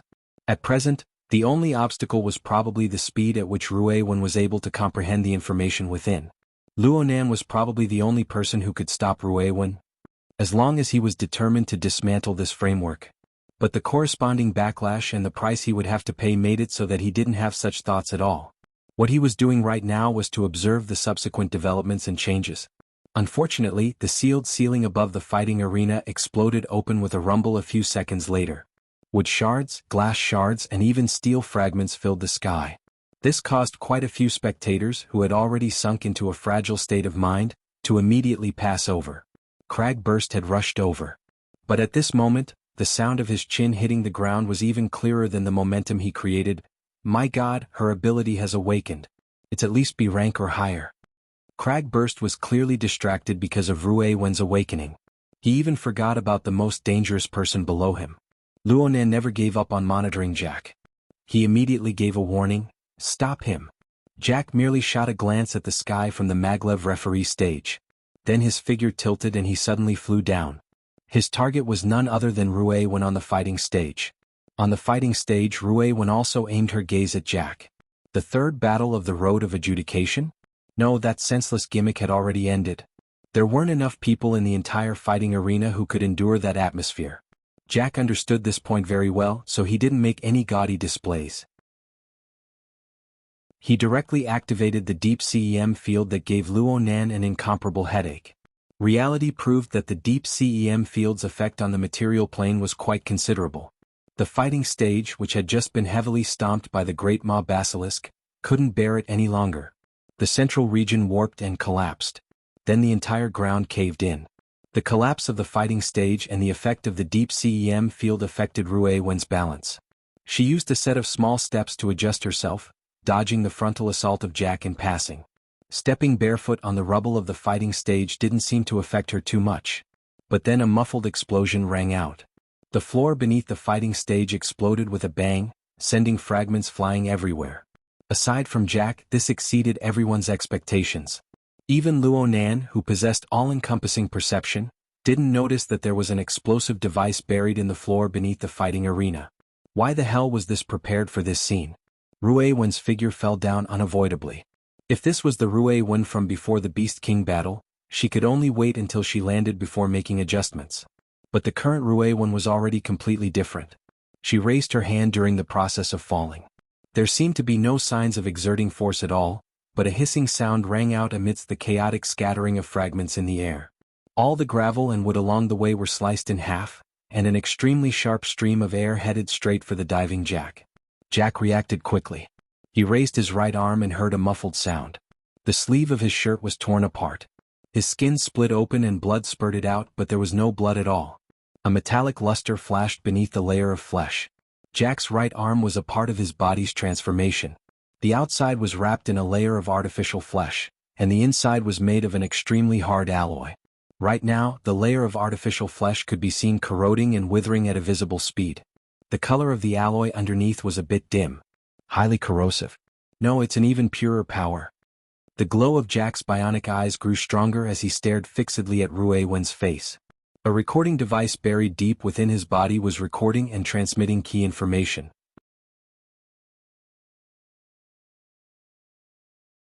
Chapter 126. The area below the fighting stage was a sealed elevator platform. Even further below was the cargo passageway. The Great Maw Basilisk had been transported here through this passageway before being lifted into the fighting arena. The elevator platform had already started moving at this time. It moved down at a very fast speed. Ruewen landed steadily on the ground. Her slender yet sturdy body immediately exerted strength to launch an attack against Jack, who hadn't yet stabilized his footing. She was more confident than ever that she could kill this callous adjudicator head-on. But then a short beep rang out from an unknown place. Ruewen's eyes suddenly widened as a powerful electric current exploded from a certain location within her chest. It instantly bombarded her internal organs and spread to her forelimbs and head. The electric current passed through her nervous system and stimulated her muscles, instantly sending Ruewen into a rigid state. Her body instantly lost balance and she fell straight toward Jack. "Baby, let's go home." Jack didn't feel the slightest bit surprised. He extended his hand and scooped Ruiwen up. But soon his brows furrowed as a sharp chill pierced into his skin. Even his internal organs felt a bit cold. Ruiwen's awakened ability still existed even though she had suffered an unexpected heavy injury. The skin and flesh below Jack's ribs shriveled and fell off in an instant, revealing half of his sternum constructed from alloy plates. Jack only furrowed his brows in response to this. Another pulse exploded from the depths of Ruiwen's brain in the next moment. This time, it truly erased all of her ability to counterattack and erased her consciousness. Holy crap. Cragburst was only a second late, but he could only watch helplessly as Ruiwen fell into the enemy's hands. He struck out with a fist under his great fury. The sealed elevator platform rumbled and the surface of the platform shook. How could he have known that Jack's face was expressionless? He grabbed the unconscious Ruiwen's legs and swept her over, startling Cragburst into a rush of strength. The upper portion of the cargo passageway was already exposed on one side of the elevator platform. Jack didn't wait for Ruiwen to land. He already grabbed Ruiwen and jumped down. Cragburst didn't even think as he chased after them. But just as he entered the passageway, he saw Jack raise his handgun. Jack pulled the trigger and a rumble exploded within the half-sealed passageway. Unexpectedly, this was a sonic bomb. Cragburst let out a muffled groan as the strengthened sound wave shook his brain. His feet were in a mess and signs of a concussion had already appeared. Jack wasn't troubled by this. The special structure of his brain allowed him to quickly adjust. But he didn't linger and just ran wildly through the passageway while holding Ruiwen. Luonan asked, "Are you okay?" Cragburst didn't utter a word. He crawled up and chased after him. At first it was a little shaky but then it returned to normal. The freight channel could carry containers so it was very spacious.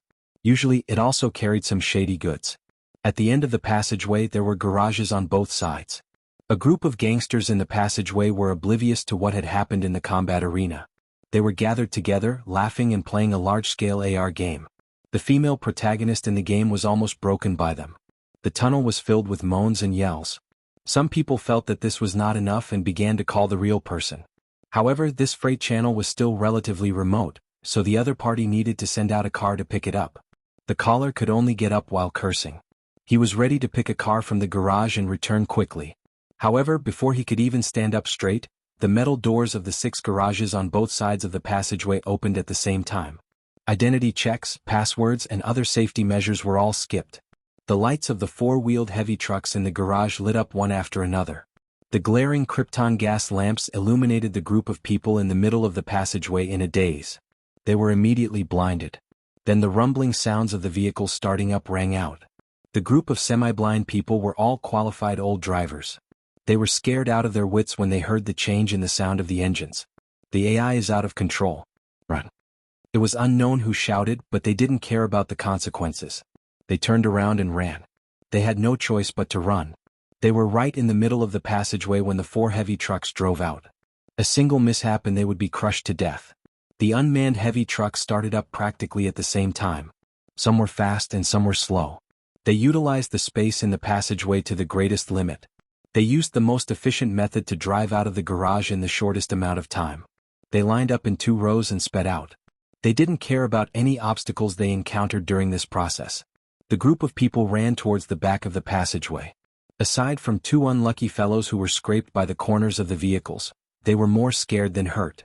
But the sound of heavy footsteps could be heard at this time. Their dusky and blurred vision gradually became clear. They saw a person who shouldn't have appeared here, Jack. Mr. Jack. Jack ignored their existence. He carried a person under his ribs and ran with large strides. His speed was truly fast. He caught up to the 4 accelerating heavy trucks in the blink of an eye. He chose the one at the very front and jumped onto the roof of the truck while carrying the person. That kind of inhuman jumping ability made the group of people dumbfounded. F***ck off. Cragburst swept past like a tempest. He saw Jack's movements from afar and wanted to catch up. But when he tried to pass through the 2 heavy trucks behind him, the 2 unmanned trucks moved inwards at the same time. They wanted to squeeze him to death. Cragburst cursed loudly. He also displayed his inhuman jumping ability and jumped onto the roof of the 4-meter-tall truck. But before he could steady himself, the heavy truck under his feet came to a sudden stop. The powerful inertia threw him to the front of the truck.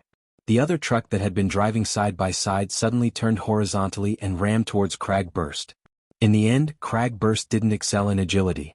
He was hit head-on in midair with a bang and was forcefully swept towards the side wall of the tunnel. The heavy truck chased after him and rammed. A rumble rang out as the truck smashed into the side wall of the tunnel. What the hell? Cragburst managed to roll in time and extricate himself from under the truck's wheels. The two heavy trucks had been turned into two heavy weapons by Jack. Even though they didn't deal any substantial damage to Cragburst's coarse skin and thick flesh, they seriously hindered Cragburst's pursuit. By the time Cragburst got up and started chasing, he could only see the taillights of the two heavy trucks ahead. Cragburst's face was ashen. He gritted his teeth and continued to run madly. But the two heavy trucks ahead had already driven out of the tunnel at this time. Looking at the headlights, one was driving left and one was driving right. Cragburst's scalp went numb. He didn't have the time to look at Jack's movements just now. God knows which truck Jack took xuanhuan and ran away in? Scout. Just as the call came out from the psychic wave network, the sound of flapping wings could be heard above his head. Ink, who had run off to God knows where, streaked over his head to guide the route. Luonan used the xianxia to transmit, "It's the one on the right. It's heading out of the city. You need a means of transportation. Jack has the ability to control all information devices. You can only choose the non-intelligent model? F***CK. How can there be non-intelligent models nowadays? Bicycles? The motorcycle you drove over here is pretty good. There's one here too. Make it turn. Goods yard area. 70 meters to the right." Cragburst didn't hesitate at all. He madly sprinted all the way to the location Luonan spoke of and sent the two gangsters flying. He snatched the motorcycle and shot out like an arrow, chasing with all his might. It was said that sharpening one's axe wouldn't delay the work of cutting firewood. Gangsters loved to modify high-powered motorcycles the most. Though they were electrically powered, they could casually reach speeds of 200 kilometers per hour on good roads. Cragburst still remembered the limitations of Luonan's spirit-attached crow. He growled, "Leave the rest to me." Ah. Aleph *CK Jack's 8 generations of ancestors. The motorcycle rumbled as it charged out of the tunnel. It drove onto the shabby road. The taillights of the heavy truck could still be seen at this time. The head-on strong winds let out a rumble. Cragburst used his powerful arm strength to ensure the stability of the front of the motorcycle. He directly turned the throttle to the bottom. But at this time, an omen suddenly sprouted in his mind. Luonan's warning cut in at the same time. Above? Fuck. Luonan cursed in a rarely seen manner. The dark red tail of flames cut over his head and connected with the road ahead. A fiercely expanding fireball appeared before Cragburst's eyes. The powerful shockwave and the terrifying raging flames instantly engulfed him. Chapter 127. Target A's vehicle destroyed. His vital signs fluctuated greatly. The wingless aircraft, painted black and without any obvious markings, flew past at a low altitude. Its electronic eyes locked onto the blazing area below. Switch to lock-on mode. Second attack confirmed. Beep. The warning signal was formed, and the wingless aircraft abruptly lifted up, but it was still a step too late. The roar sounded. Within the raging flames on the dilapidated road, a ball of flame light suddenly split out. Under the pressure of the powerful force, it condensed like a fiery meteor, leaping into the sky. The wingless aircraft made an evasive maneuver, but it wasn't able to completely evade the attack. Flames exploded as well, and the alloy structure instantly distorted as it plummeted to the ground. Cragburst madly shouted as he charged out of the raging flames. His sturdy body was wrapped in a layer of fiery light. The clothes on his body had already been burned clean, and his hair and eyebrows had also been scorched by the high temperature. However, no matter how the flames burned, there was an invisible barrier between them and his skin. Because of this, his skin was roasted red by the high temperature, but not a single spark stuck to his body. Open it. Cragburst adopted a stance, and the muscles of his entire body shook like waves. Incorporeal waves of air burst forth in all directions. The layer of flames stuck to his body was forcefully blown away, scattering into sparks that filled the sky. Cragburst's naked body swept his gaze over the crashed aircraft in the distance. He let out another loud roar. The anger that he had been holding back along the way could finally be vented a little. At this time, Luonan's somewhat incoherent voice came from the xianxia. F***CK shit. Crag burst, I thought. You didn't die? Crag burst spat. Don't tell me that nickname is for nothing? Even if the rock cracked, I'll still be alive. Have you ever seen anyone survive a fuel bomb? That's me. Also, Scout, you must attend the association's beginner's seminar. The warning words are too unstandardized. If it's a long-range attack, the basic elements such as the direction, nature, and landing point should be stated first. Luonan's warning came before he could finish babbling. Dodge quickly. Get off the roadbed.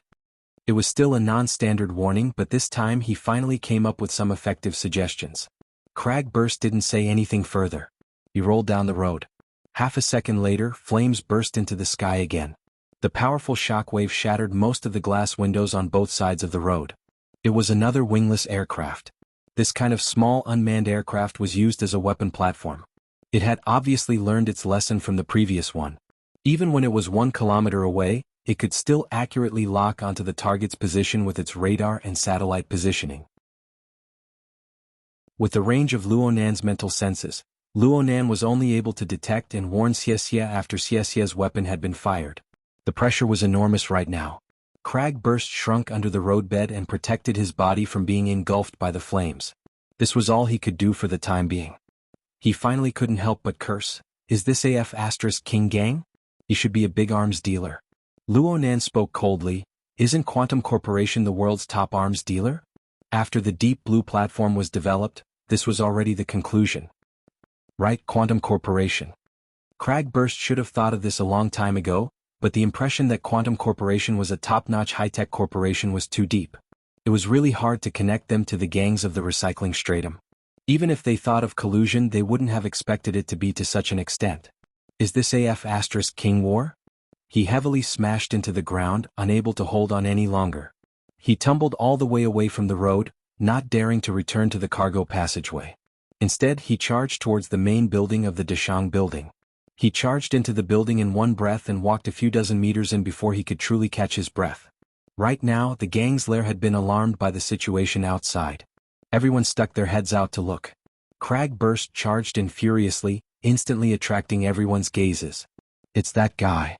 Half an hour ago, Crag burst had engaged in a gunfight with the people here when he was chasing after Jack. The group of gangsters had a vivid memory of this brawny man with skin of copper and bones of iron. The group of gangsters immediately drew their weapons and brandished their sticks. And then, there was no then. Crag burst didn't even have time to make a move. Luonan had already knocked out the entire group. Even though the human-faced arachnid had degenerated into a wraith sign state, knocking out these small fries at its current level was as easy as blowing off dust. In the end, all Crag burst did was find a relatively large person and strip off his clothes to cover his vital areas. The entire process didn't take more than 20 seconds, but Crag burst's expression was still ugly. We've been delayed for too long. Even if it's a heavy truck, it should be 10 kilometers away by now. What the hell is this guy thinking? Where does he want to take Ruewen? Ruewen's situation could be seen with a single glance. She had been implanted with a control device early on, which was why she didn't have the strength to fight back. This kind of situation would occasionally occur in other underground fighting arenas. It was mainly for the sake of safety. But this move of Jack's was clearly aimed at abducting someone. This was 2F * King Strange. Ruewen just awakened her ability. He wants to sell an ability user for money? Luonan recalled the conversation between the contact person and Jack. The contact person had said that any information related to Ruewen must be reported to Jack in time.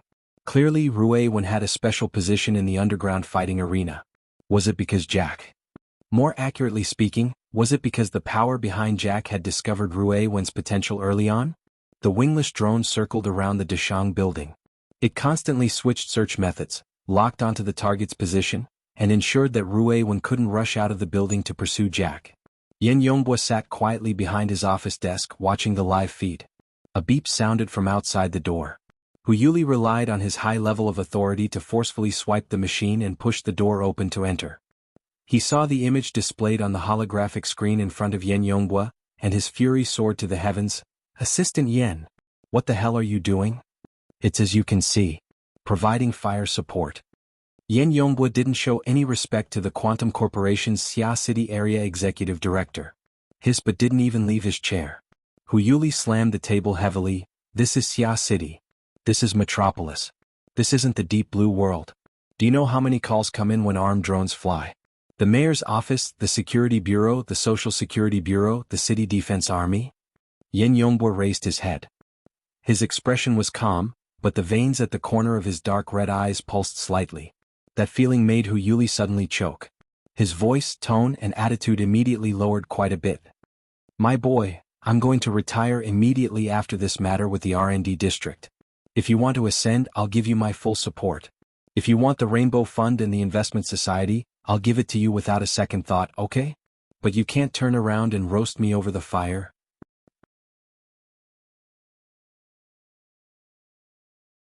Chapter 128. Research Mission? Research requires the use of armed platforms? Hu Yuli felt that this was incomprehensible. My boy, I know you came from the deep blue world. That's right. Things there are very straightforward. The Apocalypse Laboratory is a core organization. Everything revolves around the laboratory. But I'll still say the same thing. This is Xia City. The government and the military are the ones who make the rules. We are a company. We should use money and connections to solve problems. This is what we should do. It doesn't matter who makes the rules. The assessment department and the methods determine everything. Yin Yongbwo leaned back in his chair and interlaced his fingers. You are responsible to the company's board of directors. You need to accomplish your revenue targets. I am responsible to the laboratory. I need to accomplish my deadlines. If you can't accomplish your goals, you step down and bow. But what if I can't accomplish my mission? I won't even have a place to stand. This is where the difference between us lies. Hu Yuli took a deep breath. My boy, we all know each other's difficulties. But weren't things going well before? Everything is progressing according to plan. The personnel and equipment are all ready. We just need to move them to gear. This is an excavation mission. Its priority is just below research. I've seen your full cooperation these past few days, Director Hu. Excavation? Research?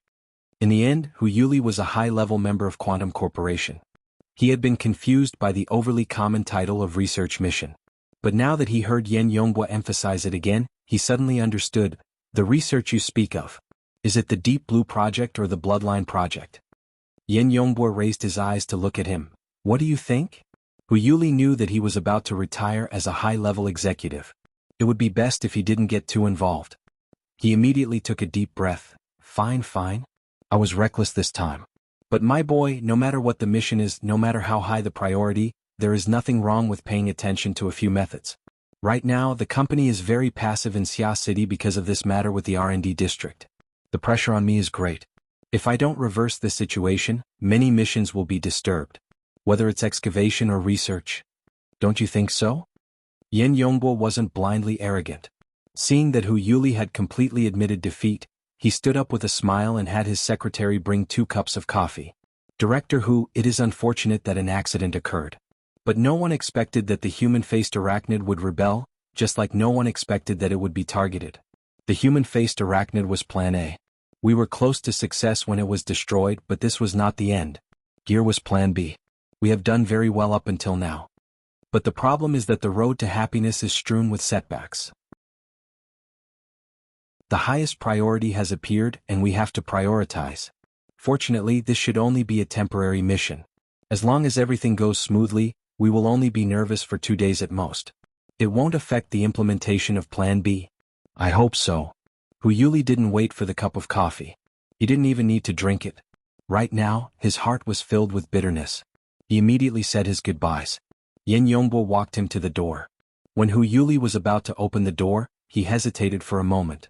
In the end, he could not help but turn around and say, Can you answer a question? Please go ahead. I am very clear about the importance of excavating the Stargate. If we can control the deep blue world, we will completely change the course of human history. However, on what basis did that research have to be prioritized over the Stargate? Is it because of its taboo? This. My instructor in the laboratory, Mr. Li Wei, once said, everything can be delegated to mortals. Gods only need to control life. Yin Yongbwo spread his hands. From his perspective, the research of life is the domain of gods. Humans and gods have different standpoints. Madman. Hu Yuli shot a cold glance at Yin Yongbwo. He said no more and left with large strides. In the lower levels of the Deshang building, crag burst gradually calmed down as time went on. After muttering to himself for a moment, he suddenly proposed, "I'll contact the society." Ha! There are dozens to 100 people in the fighting arena. If he doesn't take Ruewen away, she will be targeted once she awakens her ability. The possibility of her being an ability user trafficker is very high. According to what I know, many underground powers have similar mechanisms to nurture venomous insects. They exhaust all methods to stimulate the potential of their targets, catalyze their awakening, and then sell them for money. Large companies and secret orders are all very good buyers. Cragburst said coldly, "When it comes to this sort of thing, we can only see one and eliminate one. Right now, this is no longer a matter of investigating you. This matter will be handled by the society. Even if it's Quantum Corporation, if they can't give us an explanation, we'll beat the fuck up." But just as he made his decision, he smashed a fist into his palm. The most important thing is still tracking. Luonan was quite helpless as well. Actually, with the speed of his soul, he could lock onto Jack if he wholeheartedly focused on tracking him. But Cragburst had been ambushed and pinned down, delaying him for such a long time. He might be able to catch up to the heavy truck, but Jack knew of the existence of the soul body. Would he just obediently stay in the truck and drive all the way out of the city? Not to mention that Quantum Corporation had already directly made their move. After covering fire, it was time to provide support and move. Xia City had a population of 200 million.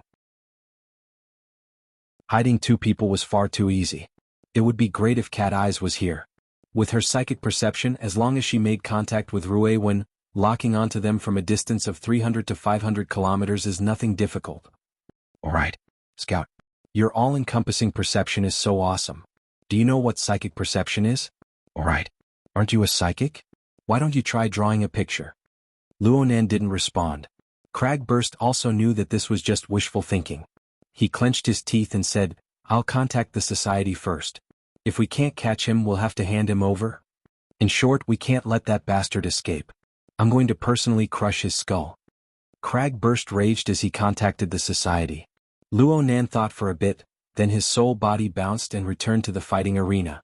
It was a mess here. The spectators were all retreating. There were still more than 20 unlucky people who had fainted or simply could not wake up. They also needed to be dealt with. Jack left in a huff, causing the other people in charge to be badly battered. Soon the fighting arena was empty. There weren't many figures left. The altar that the human-faced arachnid had built upon the negative emotions of the spectators had fallen into disarray. But from another perspective, Luonan was here. The framework that supported the altar still existed. The rules of the sacrificial ritual continued. The sacrificial process had yet to truly come to an end. Under the iron rule of winner takes all, as the final victor, Ruewen had yet to completely withdraw or clearly renounce her rightful rights. The human-faced arachnid had taken advantage of the Great Maw Basilisk's disruption to divert the disaster to someone else. But all the spectators present were sacrificial offerings. They were targets to be harvested. There was still a connection between her and these sacrificial offerings. There was still a connection between her and the altar framework. Luonan could clearly sense this. Chapter 129. Perhaps he really could draw a picture. Cragburst's reminder reminded Luonan of his identity as a psychic. Though he was still muddle-headed about the principles involved, reality proved that he really did have talent in this area. Most importantly, Luonan had inspiration right now. This inspiration had existed ever since the start of the sacrificial ritual. The treacherous altar, the burning sea of clouds, the brilliant stars, the tempered sharpness, and of course the empty and silent domain of death in the end. Lines, composition, light and shade. All sorts of elements had been pondered in his mind for a long time. Luonan believed that even if this matter didn't happen, he would certainly carve this scene down when he returned home and observe it from time to time.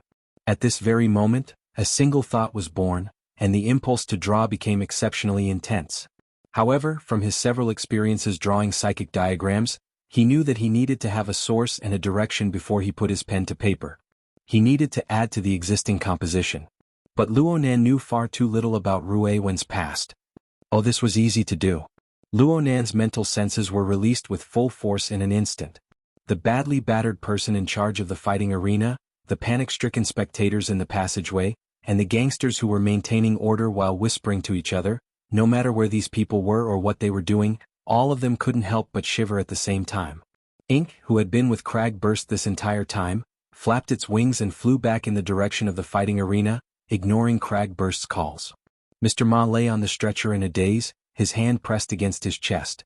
Even though he had already taken medicine and was on a ventilator, the palpitations and suffocation from a few minutes ago still followed him like a shadow.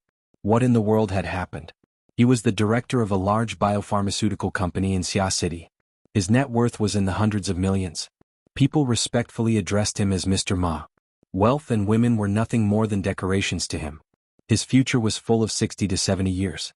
What he needed was more vivid interest, more intense stimulation, and a higher level of accomplishment. What could be more interesting, more exciting, and more successful than dominating the lives of others? So Mr. Ma fell in love with the fighting arena. He fell in love with the smell of blood here.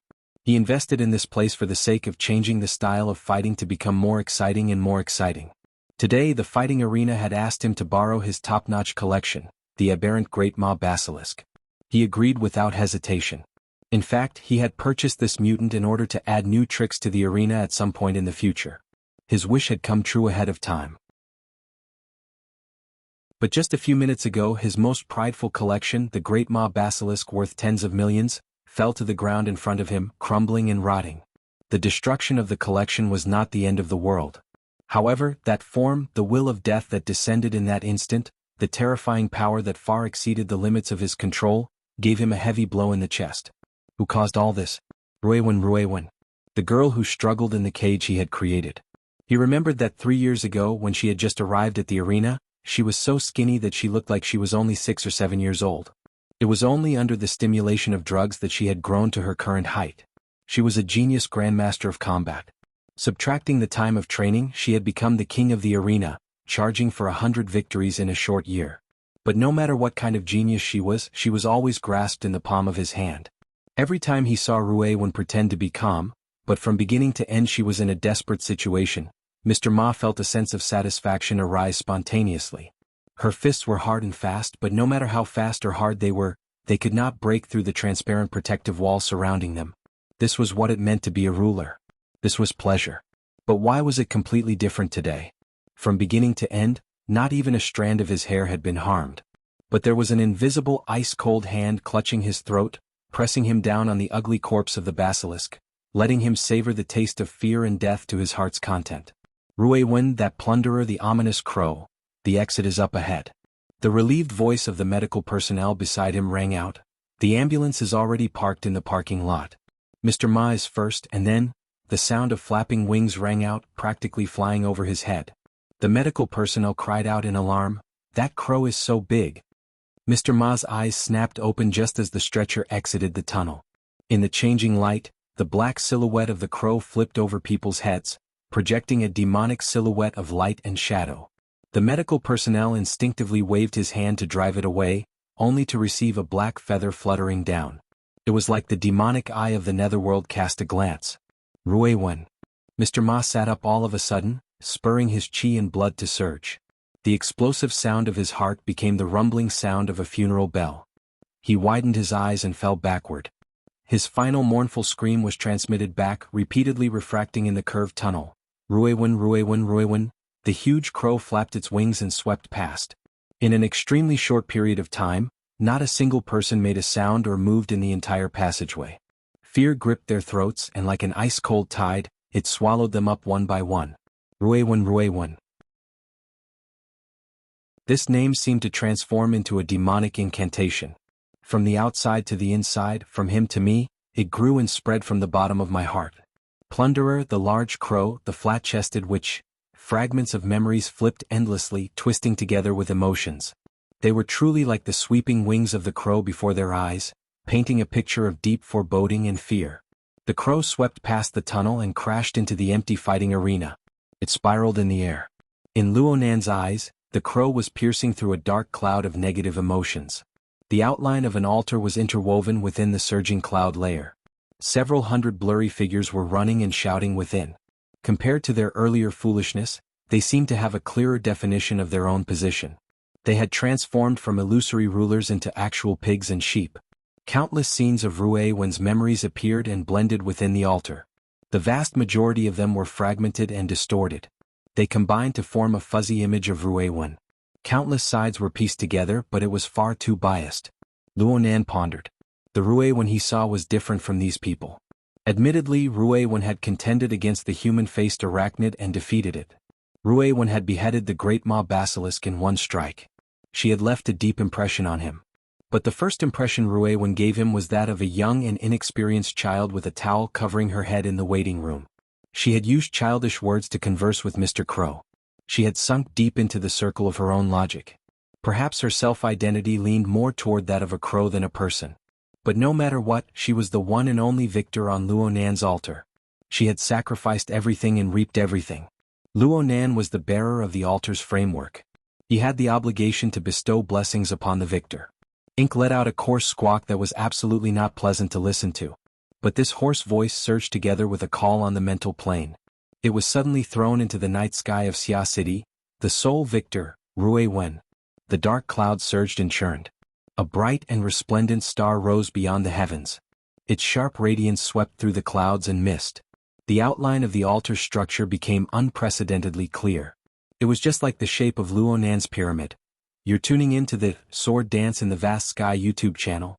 Don't forget to subscribe and join us on this journey to catch the most captivating stories.